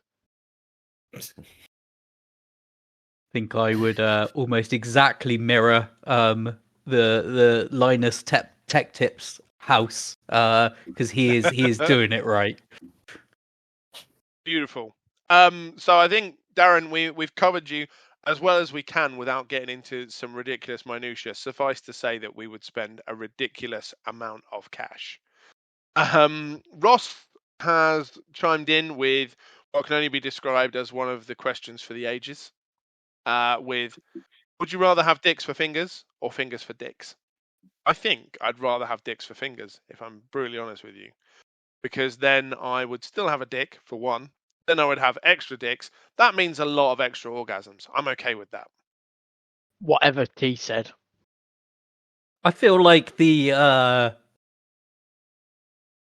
dexterity given for having a finger for a dick, it sounds like it might be quite useful. So I'm going to go with that. Finger for a dick. I mean, you're hitting the G spot, but where are you going to jizz? Yeah, Whatever's in front of you.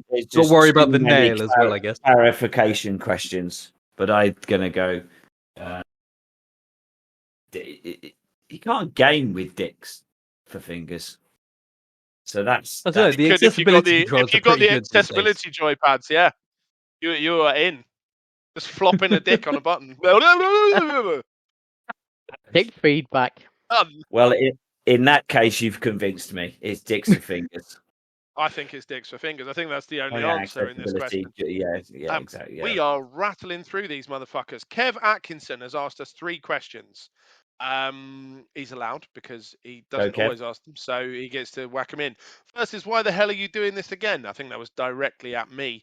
But there's 3 of us doing it again. I'm doing it again because I still have a ridiculous pile of shame. And I have no money, so I might as well do this. Richard number 2, why are you doing this again? Because I can. Beautiful. Richard number 1. Just because I just love this community in any way to get their attention. Look at me! Just look at me! I'd like to amend. I'd like to amend my answer to incorporate that one. I'm such a pick me girl.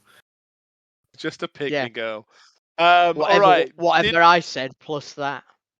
For those of us that are on our second one, did the last time teach you anything that will help you get through another year? Yeah, No. it really taught me. I think it did, Rich. I think that you have, since our season, been the same as me in that the hype train no longer holds any effect. Yeah, that's true. Yes, the hype train, after a year of shame, the hype train loses all of its power over you. And it starts to become something that you laugh at rather than join in on. Rich number 1, anything else?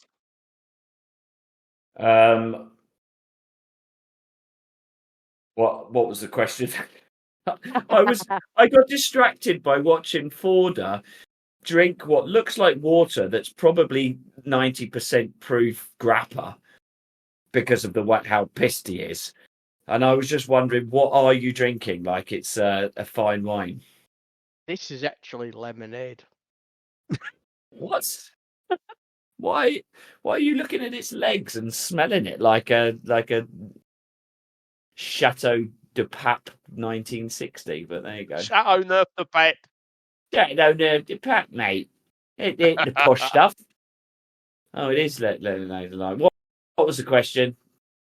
Did you learn anything from your first year of shame that has set you up for this year? Yeah. Pick small games, get them ticked off, get them done. Don't play FIFA, don't play Rocket League, don't play COD. Good. Yes, Stuart Whitehouse would like to know, would you fight a chicken? Kev, as you've been out of the last 2 questions, I'm going to come to you first. Would you fight a chicken? I feel like having spent a lot of time playing Fable, I'd at least try and chase it, but maybe not fight. Good. Yeah, so another thing we have in common is a love of the Fable series. I am all over that. I've got them in as evergreens this year in case I want to go back. Richard number 2.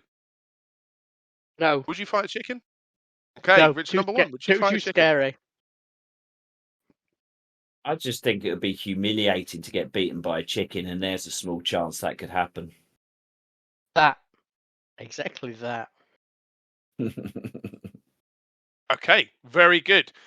Next, Stuart Ramage, what character is your favourite in-game sidekick?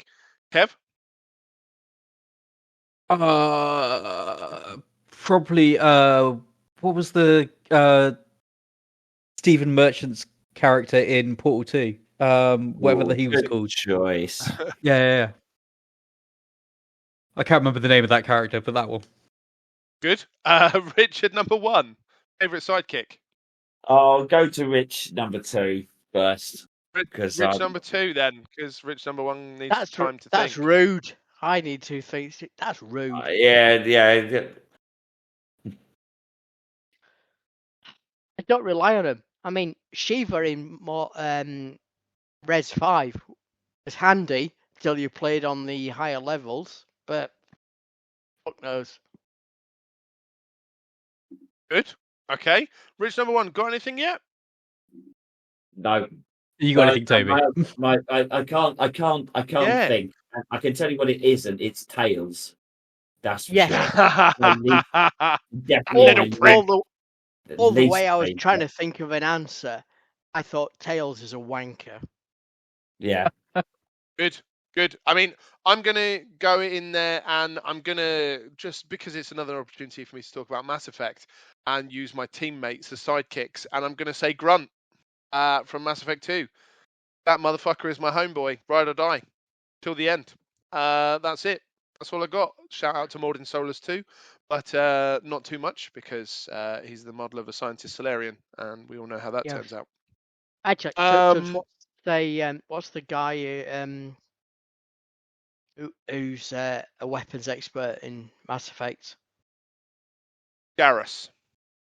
Or Garrus. Caden Alenko, depends on which story you're playing through, I guess. Or the guy from the third one that nobody likes. Yeah, the who was voiced by Freddie Prinze Jr.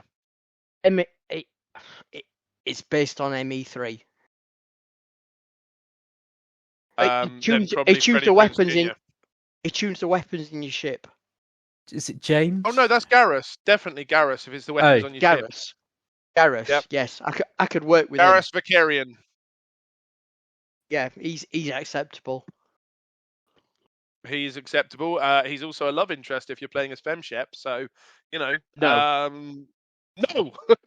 No, no fucking no aliens. No. Good. Okay. The next question came in from Jay Stokes. I think it's fair to say this isn't a question, so I will He's give a it knob. airtime, but not an answer. Question for the group: who is your favourite plum-voiced sports commentator, and why is Claire balding? Good. The next question asker, I'm really sorry. It looks like you have a Gaelic name, and I'm not sure how to pronounce it, even though my wife's called Siobhan, so I should do better. I'm sorry. But who is more accomplished, Matt Pike or Vernon Reid? Vernon Reid, because he played and helped create Cult of Personality, which is on several video games. As gamers, we have to pick that answer. Hang on. Can you just distill that into an actual question? That is a question. Who is more accomplished, Matt Pike or Vernon Reid? Or we ask it automatically ignoring the Jay Stokes version? Oh, the Jay Stokes question. Yeah, we're ignoring it. Well, it was an insult. It was rhetorical. There was no answer. Yes, exactly. All right. So, Me, bastard. okay. Stokes equals prick. Let's get on with it. Good. So, all right. I concur with the Vernon Reid and Matt Pike. I mean, who is Matt Pike anyway? Yeah, he's Metal Man. Grammy Award-winning Metal Man. Yes, that equals winner. Mm-hmm. It's all musical masturbation anyway. Sure is. There's a lot of twiddling going on. Mm-hmm. Brett wanking, that's what you call it. Next, we had Dave Southall again. His audio question wasn't enough. He's jumped in with a text-based question as well. Peacefully. How do you wean yourself off games as a service? I've fallen down a bloody hole of them again. Ooh. Only finished one game this year. The damn Fortnite finals, etc., have wrecked my progress once again. I think the answer, Dave, and I've answered this for you before, is Willy Banjo. Play that Willy Banjo. You won't worry about streaming services or subscription services or games as a service. Willy Banjo. Is he? Brilliant. Is Forza okay? Nope. Sorry. Good. I'm glad that all just happened. Or radio, but carry on. Good. So, anyone else on how you wean yourself off gaming as a service? Stop subscribing to them. Yeah. A lot of them these days are not subscription. It's just, I don't know. Go and play some good story-based games to remind you what is actually enjoyable. That's a very good piece of advice. Okay. So our last question comes from the man I like to affectionately call the daddy of the MLG community, Mr. Adam Edwards. Come on, yes. He has asked, do you have a memorable do you have any memorable game characters you've really connected with? Rich, number one.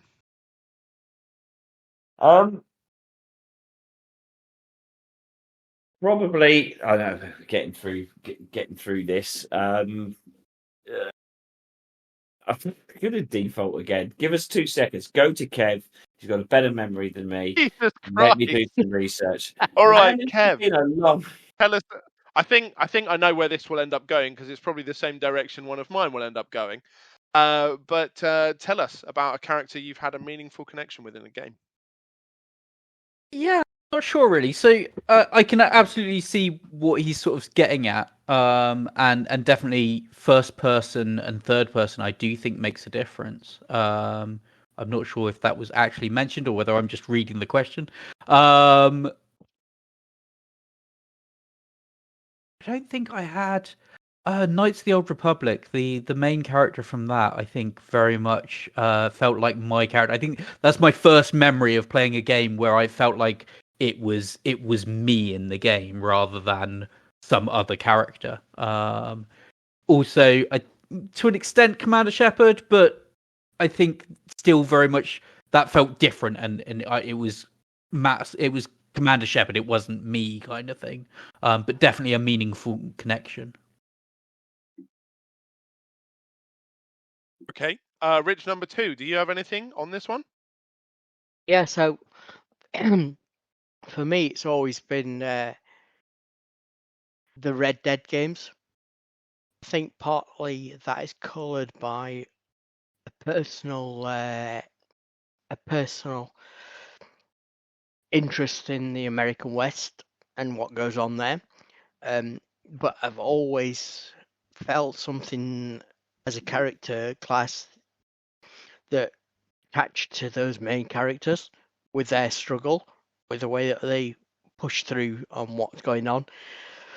The first character is obviously John Marston, and that's a different story to the way, because RDR2, if you follow the stories, is kind of a prequel to those.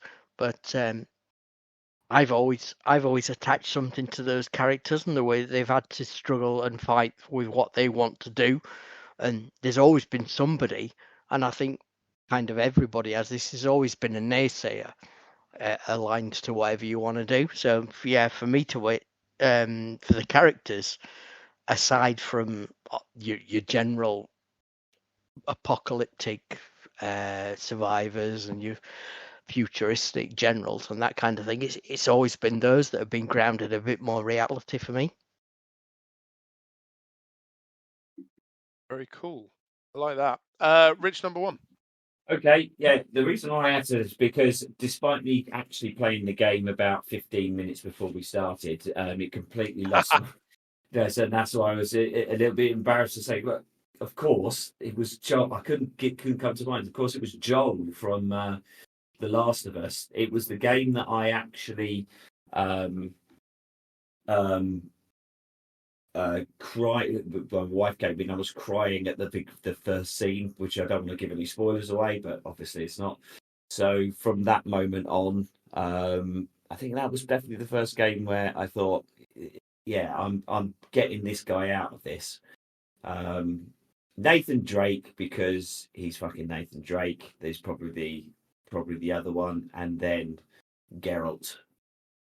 I think I am Geralt, to be honest, sometimes. So, yeah. although I look nothing like him, I can't use a sword. I've absolutely no magic abilities, and wouldn't last 5 minutes in the world of The Witcher. But yeah, probably Very Geralt. cool, man. I think mine will always be Shepard. I think the Shepard that I created and the way that I steered him through the decisions that he had to make made it very much my character and someone that I really felt invested in. And so that became a real thing for me. And I still go back to my saves. I still carry that one across. So yeah, That's a big one for me. I have just had it pointed out to me on our lovely text chat by the wonderful Kevin Horsley that we have missed a question though. Yes. One more from Kev Atkinson that we missed.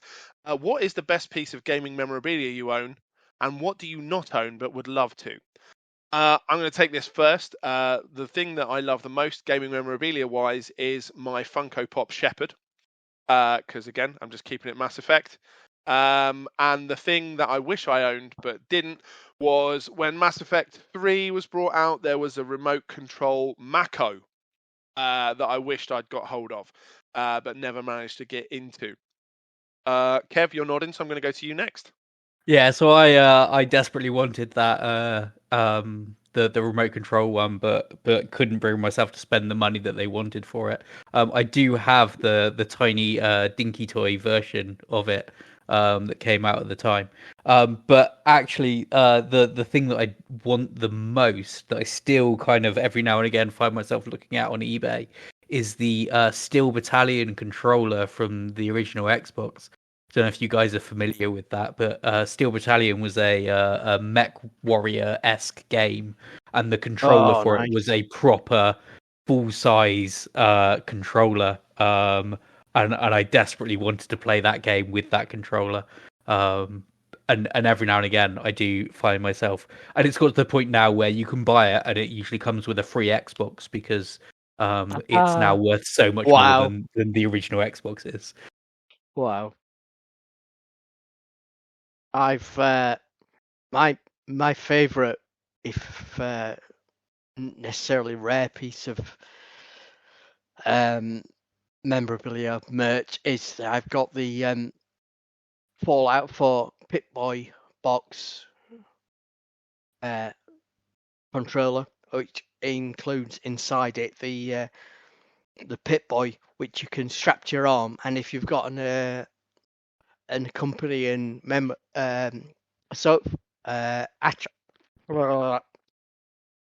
smartphone with the app in it, attach it to the game. You can sit there and zap that, and it tells you what you're doing. Wank, because it totally manages to disrupt the game, but that's the best bit I've got. That piece I wish I had managed to get a hold of. There was, I don't know whether it was associated with Tiny Tina's Wonderlands or whether it was just something prior to that, but there was, I think it was Borderlands 3. There was a loot chest which came with a cloth map and all sorts of guff, and one of my favourite franchises in the whole world is Borderlands and all that sort of stuff, so I don't have that. I wish I'd got that to be able to sat there. Very cool, man. Rich, number one? I don't collect any memorabilia at all. I've never have done. I've always resisted it. So, but the piece of memorabilia I would actually want and always look at on eBay and on job is just getting another Spectrum 48K as a piece of memorabilia. So I would love that, but I don't collect anything else. I have my favourite piece of film memorabilia, which I got, which is I have a replica of the Time Bandits map, which I love. Oh, lovely. Rich, I've got a functional rubber key Spectrum 48K. I come round and